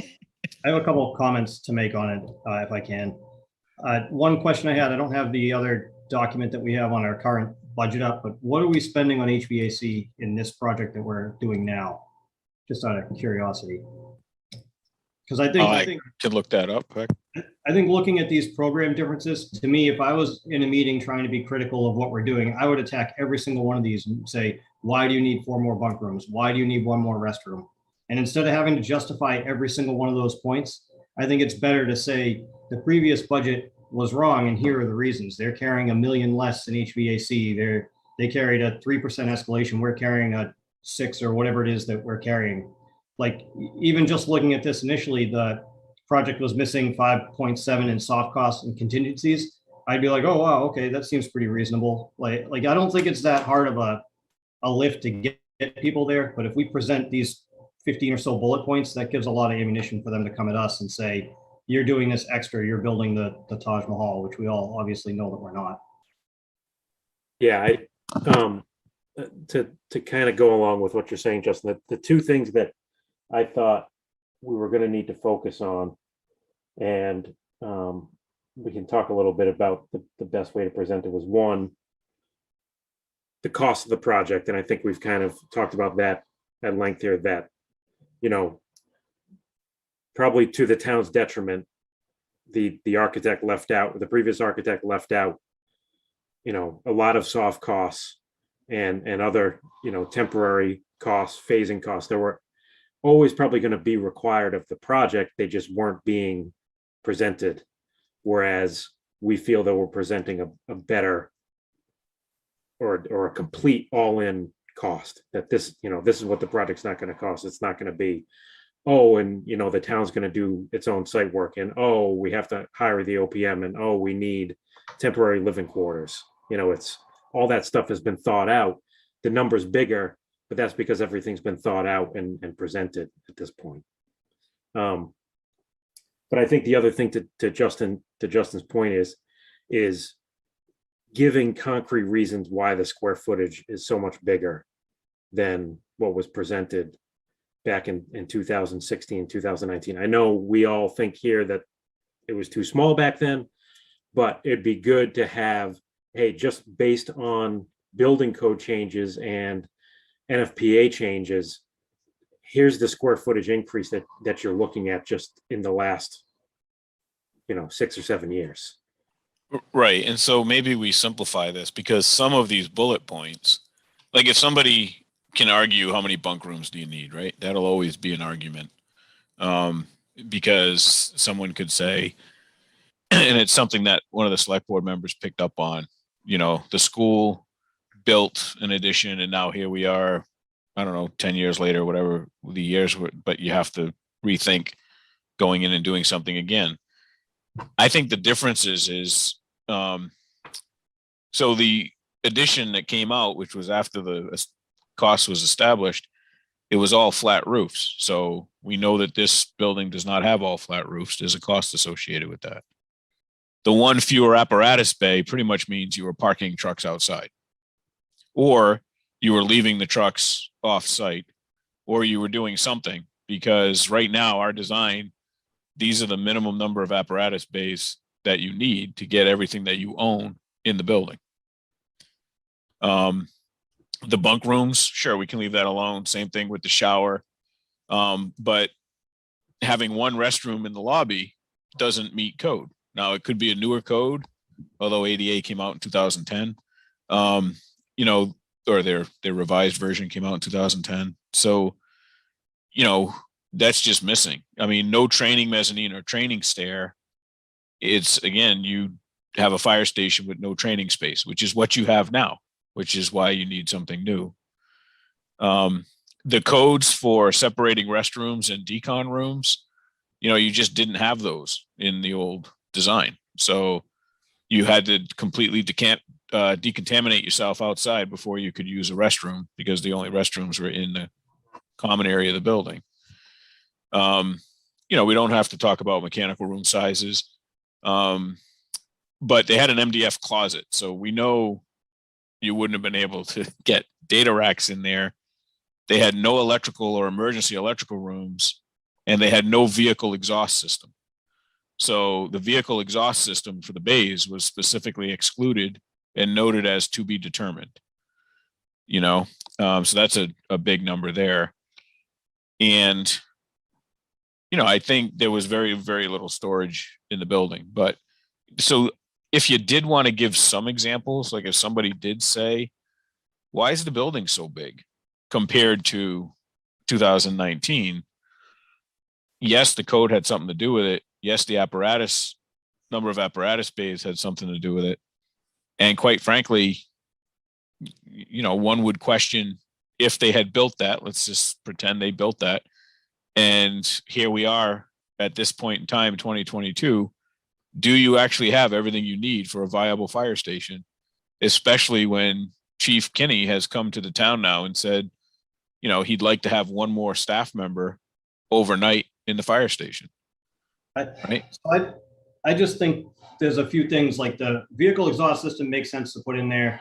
Electrical rooms make sense. I would harp on the HVAC thing. That's been an enormous change that is a costly expenditure. If I was at this meeting as like a regular taxpayer, I'd be like, a bathroom, a lobby bathroom doesn't cost $20 million. They'd be like, we can do without the training stair or the training mezzanine. There's a state fire academy, they can train there. No scheduling office. We all know when they work. Why do I have to supply the union office with my tax money? It just seems like these are all good bullet points or discussion points for us to have, but I definitely wouldn't want to put any of this in writing. I would say soft cost, 12-month schedule. We're doing it in however many months. That's a huge item there. The OPM fee, any one of these big target items, the pitch roofs sound good. All that stuff makes sense, but a lot of those other bullet points I feel like are easily picked apart and are just overall a weak argument. Whereas just saying like, hey, the budget, like the code's changed and we need extra space. We need an elevator now that we didn't have before. The stairs have to be X wide. They didn't have to do that before. Those are easy and appear like our hands are tied and we can't do much with it. Everything else they could say, yeah, mezzanine, you don't need that. What are they just gonna have their grills out there? I don't want them to have that. So I feel like we need to be careful and not open ourselves up to that area. And I would keep anything on paper vague with us just having good talking points that we can address questions or have answers for. That's my thought process anyway. I think there's a lot to that. And again, I'll just reiterate, what was the square footage in 2016? 12,559. So let's say 12,600 for the sake of math, right? And where are we now? 26. 6,000. 26,000. Right. So if we do the math, right, in 2016 at $12,600 at 12,600 square feet times $700, it would have been an $8.8 million project. Right. That's what number we should have been talking about, plus soft costs. Just hard costs should have been $8.8 million. Right? What was it? It was $9 million for both, wasn't it? 14 million for both. 14 million for both. Right. So they were 3 million off to start right there in 2016. I also think it's, I really like Justin's points. I think we have to pick the best, strongest ones. Also would remind people that this was going to be a addition renovation, and we've determined years later that the building is not viable to do that. So that makes it a significant change. I also would point out, I asked the chief after the snowstorm we just had, I said, how many people did you have bring in for the snowstorm to be prepared? He said 11 people. I said, well, if we have to get into the bunk room discussion, because it is out there, we can say, you know, do we need 9 today? No, not every day. But we just had a recent situation where we could have definitely used it, and we'll grow into it over time. And that's part of this plan, is to be ready for the future. And not come back and do this again and spend more. Yeah, and I think the excluded points are also something to consider. You know, they excluded anything beyond 12 months, and we knew this was multi-phased because you can't do a renovation like that and still use the building. So there was no relocation costs. They excluded relocation and move-in costs. They also excluded hazmat removal, which we know, you know, was going to be required whether we did an addition, renovation, or a new building. So again, there's hundreds of thousands of dollars, if not more, in the fact that, you know, sometimes it's very easy if you're talking about a conceptual project and saying, well, we'll just exclude all this stuff. But I think what Erin's saying and what Justin's saying is true. You can exclude it now, but when you get to the end of the project, the money's got to come from somewhere. So, you know, your top bullet point there, I think, works pretty well, because that's a clear example of work that was budgeted versus work that took place, and how they were 3 times off from what they really should have been. And that is roughly the scale of the entire project. So I think that one is a pretty cut and dry example as to what we're up against here. Well, 3 times 8 million is 24 million, which is kind of close to what we're talking about. So a theme going.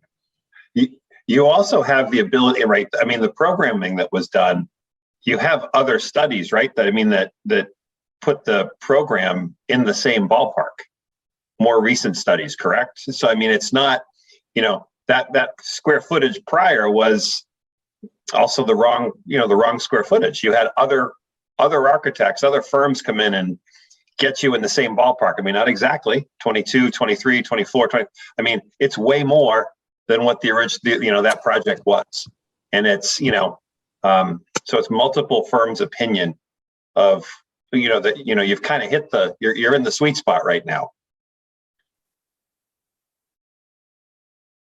Yeah, so I guess in terms of presenting this at this community meeting, I guess I was envisioning maybe a couple of boards, and one is discussing the project cost and say, you know, back in 2009, I'm sure there's a better way to present this, but back in 2016, it was presented at $350 a square foot. Today, based on current project costs, it's this amount per square foot. But what was missing from that 350 is, you know, X, Y, Z, you know, list out what was missing from that $350 a square foot, so that it's not just, well, construction costs have doubled. It's no, construction costs have gone up, but it was also missing all these soft costs and these site costs and hazmat costs.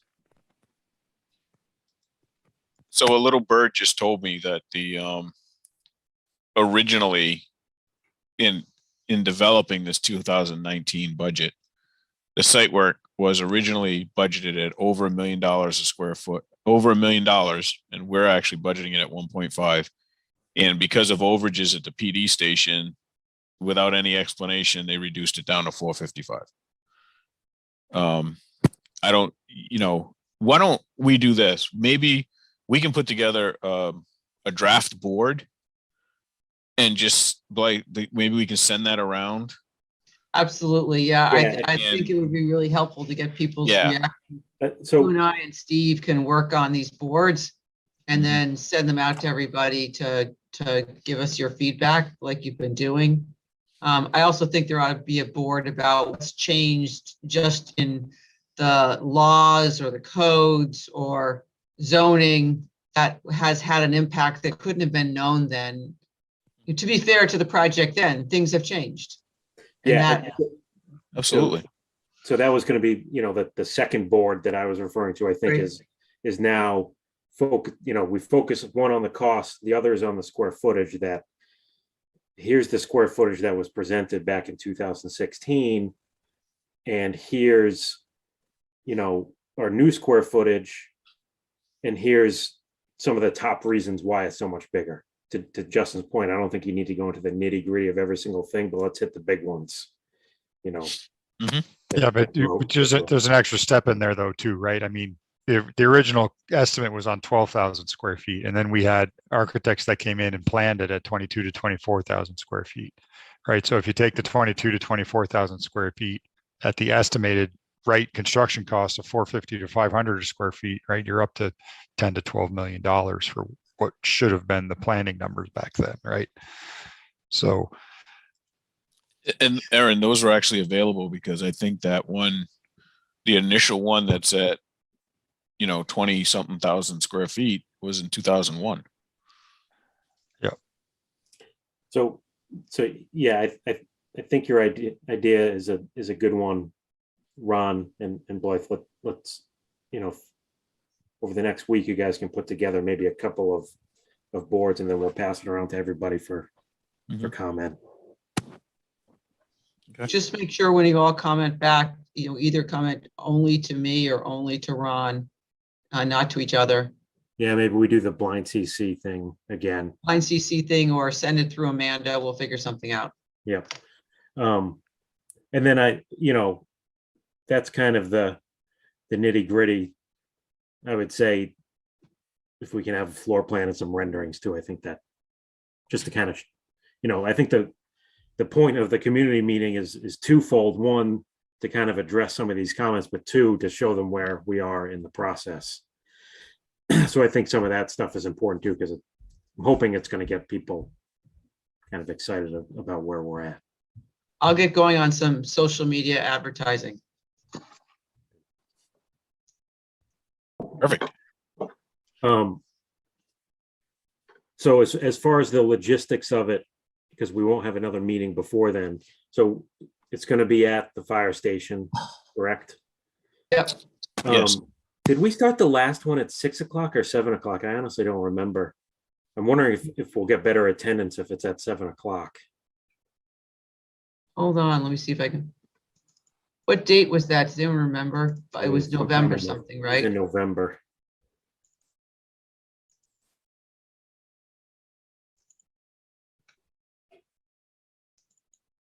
November 3rd or 10th?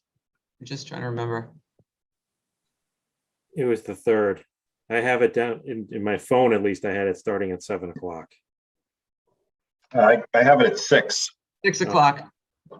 Maybe we met at 6 or maybe it was at 6. I was called to order to attend the meeting. Okay. That was It was after daylight saving. It's up to us. Well, I mean, I'll ask for 6.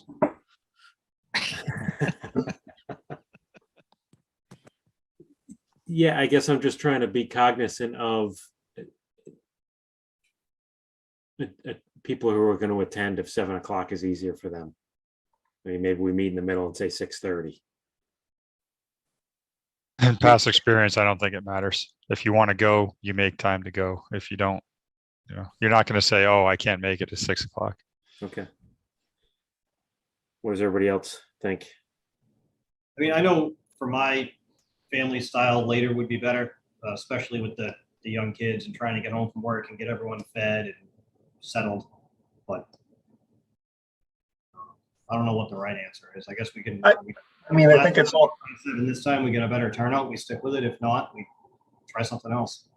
Yeah. I think it's also good to slide the time around a little bit, because then if you get questioned later, someone can't say, "We held all your meetings at 6. I can't get there."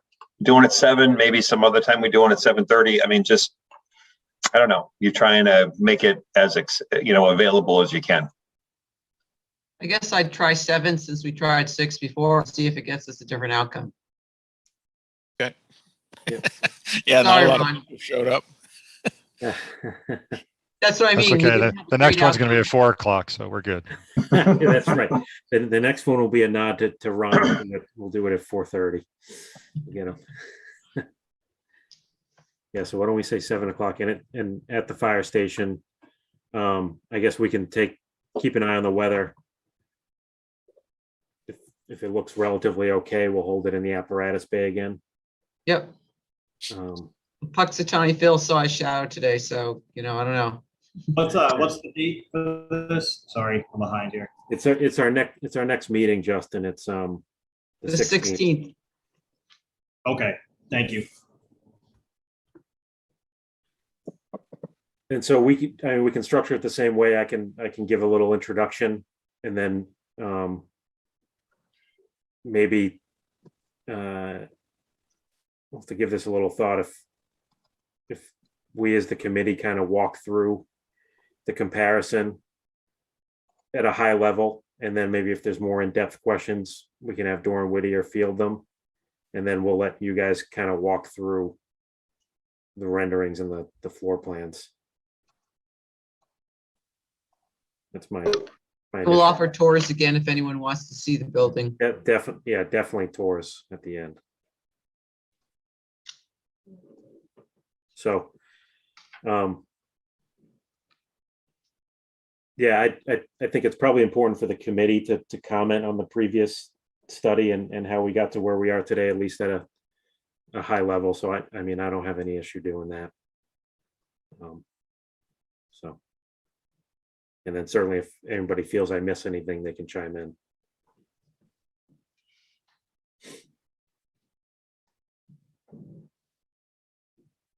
Okay. Anything else anybody wants to discuss on it? No. All right. The last agenda item, I think, was just an update on the trailer. So I believe we left off last time. Doran Whittier was going to prepare a proposal and maybe floor plans. I don't remember if we were at the floor plan stage yet or not. Well, I've done some work on it. If I can share my screen, I've been in contact with 3 different firms, one of which was a firm that Matt had been in contact with a while back. Hold on one second.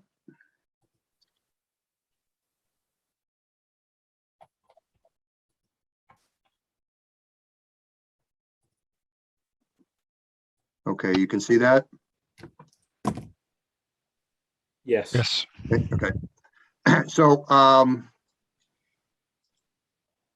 mean, I don't have all the information yet, and I do want to, I'm trying to confirm what is exactly the proper procurement method for this, because the bottom line is we don't want to keep it. We want to rent it.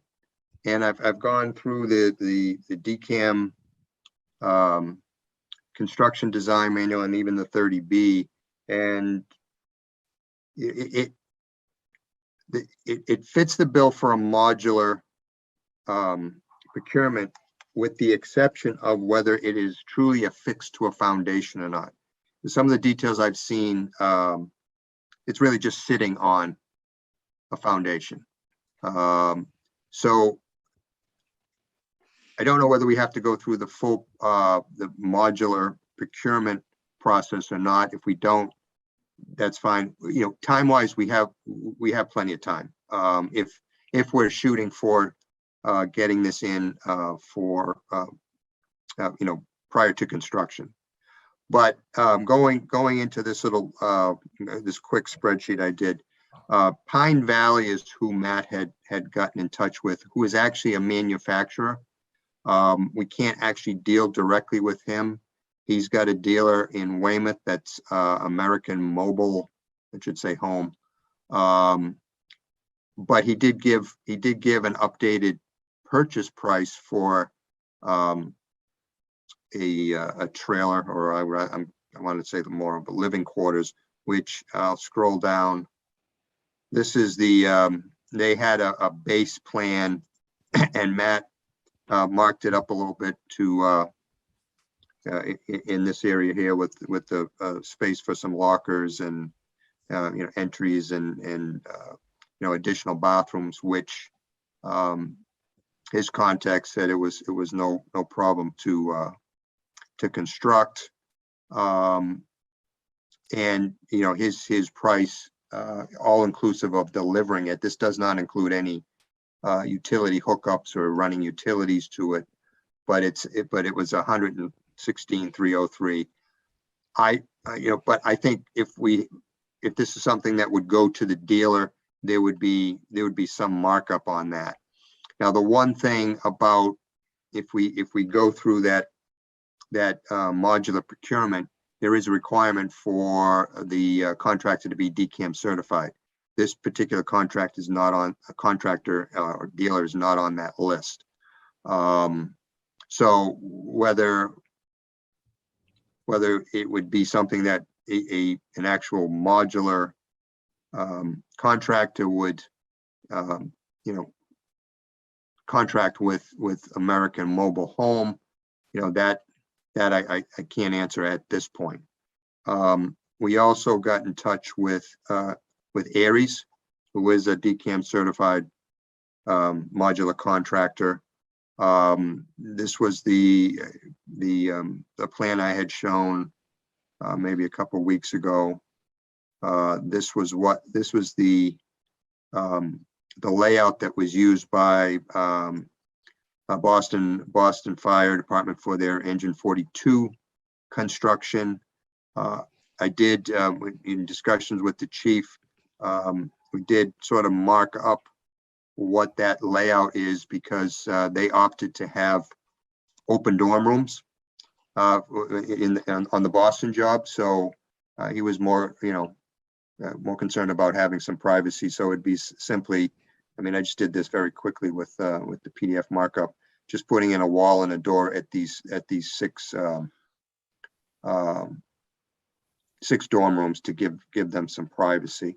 This particular unit is, they're done with it and is back at Aries Yard, and this was the door and Whittier project. So I got prices for them for setup, removal, a monthly rental, and then I sort of just put in what a year cost was, a 19-month cost, which is essentially what our schedule is at the moment for construction. That being that trailer being ready for when construction starts and up to the time that they occupy the new building, but obviously prior to the completion of the entire job, which gives you a total cost over that period of $222,500, whereas they also gave us a purchase price of $258,000. And these are these are rough numbers that we haven't gone out and get anything official, but they are sending these, what I'm asking them for, budgetary numbers to me in writing.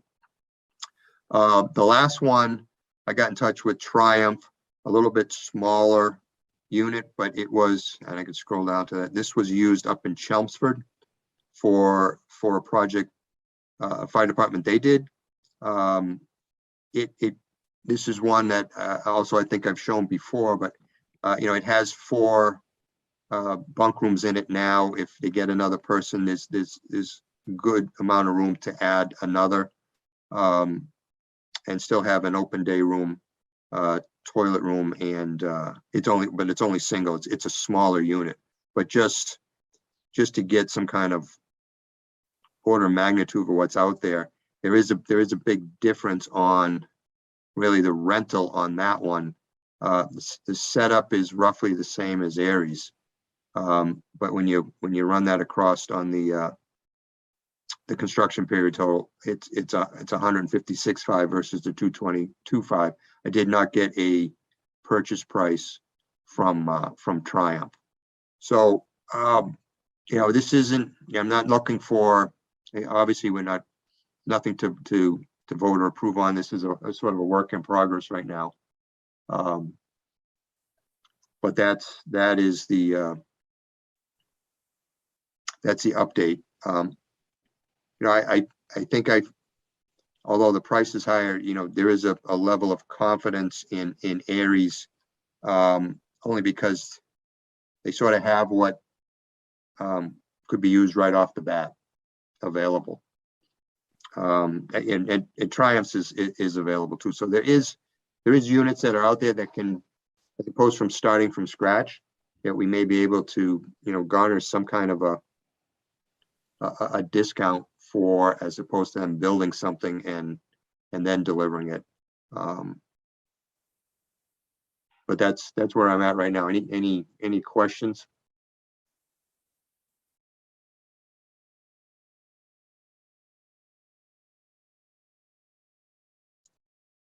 Okay, like I said, I do want to make sure that I have a couple questions on the procurement method. If we have to go through it, I mean, it's spelled out very clearly in the DCAM guides. I know, Don, you guys were involved in it up in Boston, so we have, we've done modular procurements before, but it's always been, at least on our end, it's always been for a project that's going to stay there. Building a permanent structure. Yep. Yeah, and we did look at our Boston. We have to try to extrapolate some of the hours that we put into it, because part of it was we did a temporary apparatus bay too. So Okay. obviously this design would be done, so we wouldn't have to do anything. I think primarily we'd be doing whatever the minor changes are and looking at the procurement, right? Because there's Right. the initial pre-qualification process and then the actual going through the bidding process and then finally construction administration. So I think Steve, the key is going to be that we find the right person, excuse me, at the state to ask the question to, because obviously, if you've got the engine 42 one that's ready to go, I don't see how that's not, you are delivering a modular something to the town of Norfolk, but I don't see it as procurement. You're not permanently, I should say that, not procurement, construction. You're not permanently fastening it to the ground. I think there's a nuance there that I think will tell us whether or not we have to do it, because otherwise, to Don's point, I don't think we need to do a pre-qualification process, have Don design, it's done. It's done. Do you know what I mean? And it just seems to be a lot of steps there that we might not have to do. Yeah, I mean, we've done it before. We've put out the RFP for, with a level of detail and I've done it in the past where we've had, a generalized floor plan. But then it's, they send in their qualifications and then their fee proposals, and you go through it, and then the design is turned over to them. I'm not sure understood. But in all those, you guys went on Boston, but Aries had a full set of documents. Right, because what happens is we basically do a schematic design with all the layouts and all the requirements that go into the modular. And then you're right, Steve, when it's awarded to a company, they do the construction documents. Did they do the? Go ahead. Was the plan, Don, was the plan that they were always just going to rent that? So it was procured and rented, or is this something that they sold back? Nope, it was procured and rented because it was only for a certain period of time. Okay, all right. Yeah, I know the issue that I have a question on, it's sort of a fine line, and I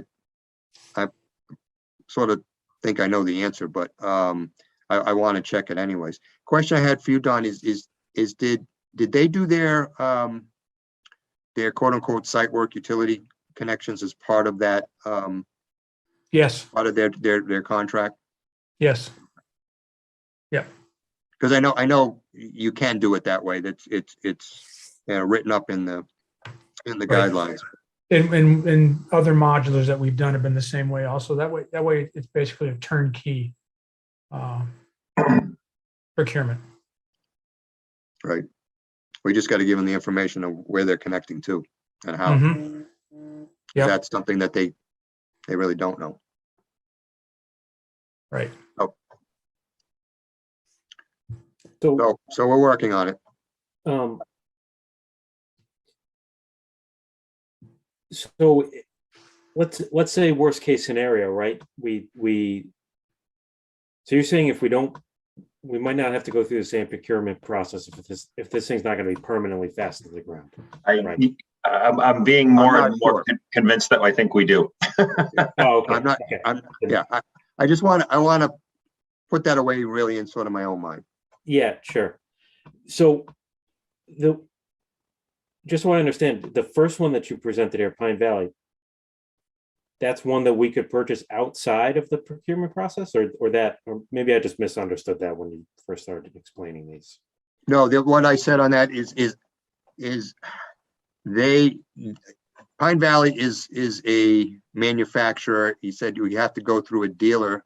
The dealer is not DCAM certified if we go through the, MGL process, which we probably will have to. So we could not, on past projects, we've taken the package and we've actually sent it to bidders, even though you have to advertise and you have to go through that whole period. There's not a lot of modular or companies that are certified for modular, and some that are, they're like, I sort of say they're like shed guys. They're not something that's large and complicated. So it's Triumph, it's Aries, it's Modules. There's only certain ones. William Scotsman. Will Scott does not. They do not provide these. I was in touch with them. Oh, Yeah. okay. Yep, they sent me. They said we don't get involved in units that people live in. Which I was surprised because they were one of the first ones I went to. But maybe because maybe they've got new management or something. I don't know. But Will Scott was out. I put some information in the chat whenever I've had a question about procurement, construction procurement law. I've reached out to the Office of the Inspector General. Right. So if you check the chat, I've got yeah, Debbie Anderson. Yep. Yeah. Yeah, because you're saying it might be a service contract instead of a construction contract. Well, that's why I was looking through 30B a little bit too. But I think it does lend itself to being construction because it fits the bill on everything, transportable, pre-built, off-site to connect to external utilities. It was only the issue of whether it was a fixed to the foundation or not. I'm sort of a thin line there. So I see these numbers in yellow as I know they're just budgets, they're not actual bids, but I mean, we were budgeting $500,000, right, in our cost estimate for this trailer. And Right. what we're finding is it's probably going to be half that number. Yeah, and you're going to probably need to have some ad services from Doran Whittier, depending on what the final decision is, where it goes, some site civil documentation, that sort of thing. I mean, and don't forget this doesn't include any utility hookups or anything that we just talked. This is just the box itself.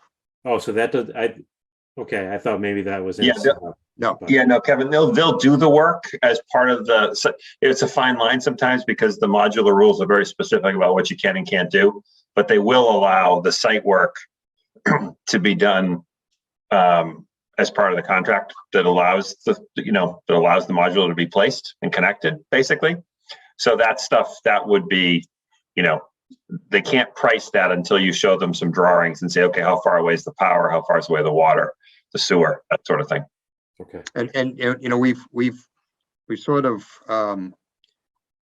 talked about the logistics of where it's going to go a number of times, and the last time we talked about is, and Ron, correct me if I recall this correctly as being the last one, is that it's going to go in place of the unit that's the living quarters that's there now, because we're going to tie into the same utilities. Correct.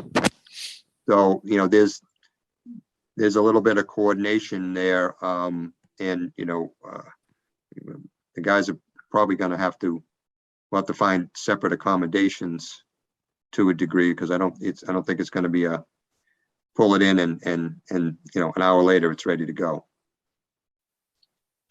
But, you know, putting it in the same place helps a lot on the utility tie-in end of it.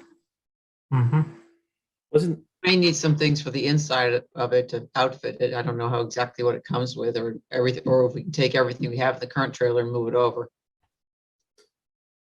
Yeah, we really haven't had that conversation with the chief yet. I think he's thinking that everything that's in there is going to, well, I think I'm thinking too, is all furniture is going to just be transferred from one to the other. So you got to take it out of the living quarters, put it somewhere for a period of time, and then pull it back in. You know, maybe that's the garage. You know, you don't want it, but you don't want it to get, you know, damaged with weather or so forth. So, I mean, we'll figure all that out, of course. Might have to get a pod or something, you know, and just put it somewhere on the site, as long as it's watertight.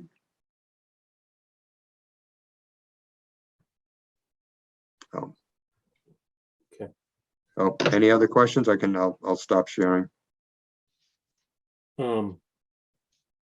yeah, I guess what's the next step here, just so we keep some momentum going with this? Well, I want to clarify for myself, you know, which method we're going to go. Then we'll, you know, I start drafting up the package, and then we really need to decide when we want to issue it and what kind of dates that we're going to put on it, because that will, you know, that will be pertinent to their proposals being sent in. Okay. So, I mean, presume we're not going to talk about this at the next meeting because that's the community event. So we're probably talking a month between now and then. Do you think? Yeah, I guess you're right. Yeah. You think we can have some of that? Oh, yeah. Draft or something set up for then, so we can start talking about some dates at the next meeting. What, I mean, what do we need to talk about dates for? I mean, it's as soon as possible, right? Yeah. Well, that's my question. Are we doing it right away? Or are we doing it for the construction? So I think, given the challenges that we're up against with the cost of this project and the past history in the community, and the price difference between renting and new, just purchasing outright really isn't that difference. I think for the peace of mind, I'd prefer to see a place as soon as possible and just be able to have it one cost hit and not be worried about extending a lease or a rental. And, oh, we ran 3 months over and now there's 3 months we don't have somewhere to live because they're renting this to another place down the road. I don't Well, know. if you're doing it right away, if we you know, we just look at the Aries cost, I mean, if you're adding, you know, 3-4 months onto the you know, to what you would have as a rental period, you're at the purchase price. So I don't see any reason to wait until we start construction. That doesn't seem like a good idea to me. If I'm not mistaken, the goal was to get it as soon as possible. So. okay, if that's the direction, we can certainly go in that direction. I thought it was still undetermined. No, I think Aaron and Justin are right. We made the decision that, and this might have even predated bringing on the OPM, but to get this trailer on as soon as possible, just because their current living conditions are so poor. So I know we've talked about it. It just I didn't have that notion that it was definitive to go. So we can do that. Yeah, so I would say, you know, a month from next month's meeting, we can have a draft RFP to put out. So I guess the only thing I would ask is, Steve, if that's where we're going to need a site drawing from Doran Whittier. And you can't, I mean, we can start a process, but we really can't finish a process without something from them. You can't, we got to give the designer some, excuse me, the modular person something. I mean, let's assume we're going to ask the question. and we're going to be told we need the modular, we need the decam. So I guess the question for the one that Matt provided is, can they find a modular builder that they can sub to?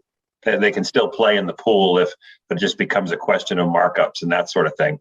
But we need to give them a, you know, the layout, the utility connections and that sort of thing, because otherwise they can't do part 2 of the proposal process and give us a price.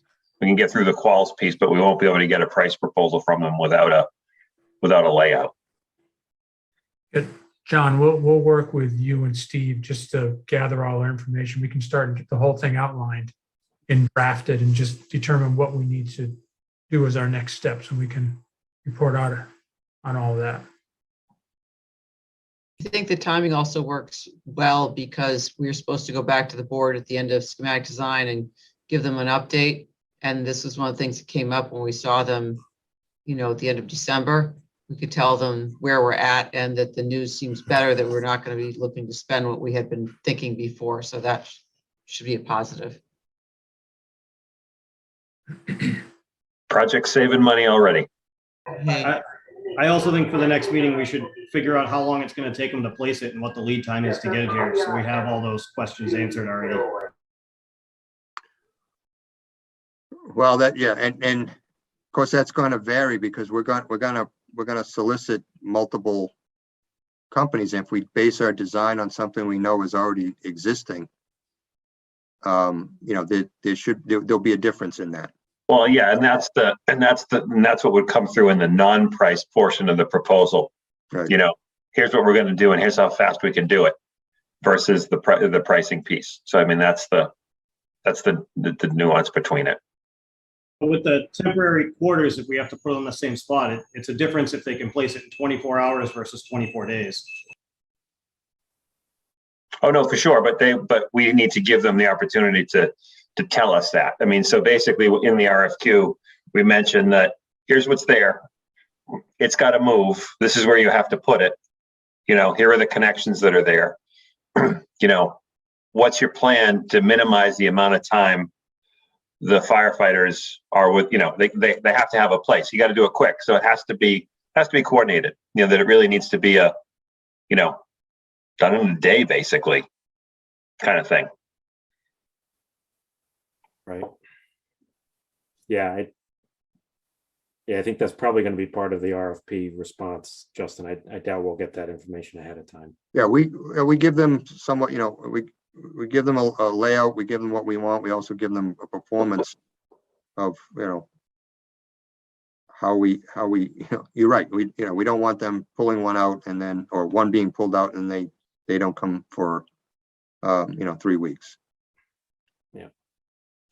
And that's all laid out in the request for proposal. So Don, we'll get with you to see, you know, because I mean, if it's going exactly where it is, the existing utilities might not be that complicated. You know, the drawing might not be that complicated that we need. Yep. You know, which is good. And we've already asked the civil engineer to be ready to help us do that. Okay, fabulous. All right. Cool. Great. Anything else to be added to that topic? Doesn't look like it. I think that was the last agenda item, correct, Blythe? Because No, we have minutes, both the minutes of the January 5th and 19th meetings. can we do that without Chris though? Absolutely. He did write and tell me he approved them. So Okay. we're good to go. Okay. I Then just I'll can't get his John Hancock tonight. sure. All right, then I'll ask for a motion to approve the January 5th minutes. Moved. Do I have a second? Second. Or Justin. All right. So roll call vote. Blythe Robinson, Aye. Kevin Champagne, aye. Justin Yanosik, Aye. John Kent, Aye. Aaron Hunt. Aye. All right.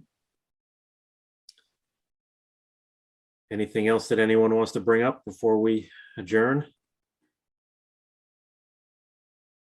All right. I'll ask for a motion to adjourn. So moved. Anyone? Second, Second, all right. Got a couple seconds there. All right, roll call vote. Blythe Robinson, aye. Kevin Champagne, aye. Justin Yanosik, Aye. John Kent, Aye. Aaron Hunt. Aye. Perfect. All right. Thank you, Thanks, everyone. Thanks, everyone. Thank you. Yep, and keep an eye out for those community boards, Ron. Yes. All I'm gonna right, draft those up, and send them around. thank you. Thanks, Thank you. guys.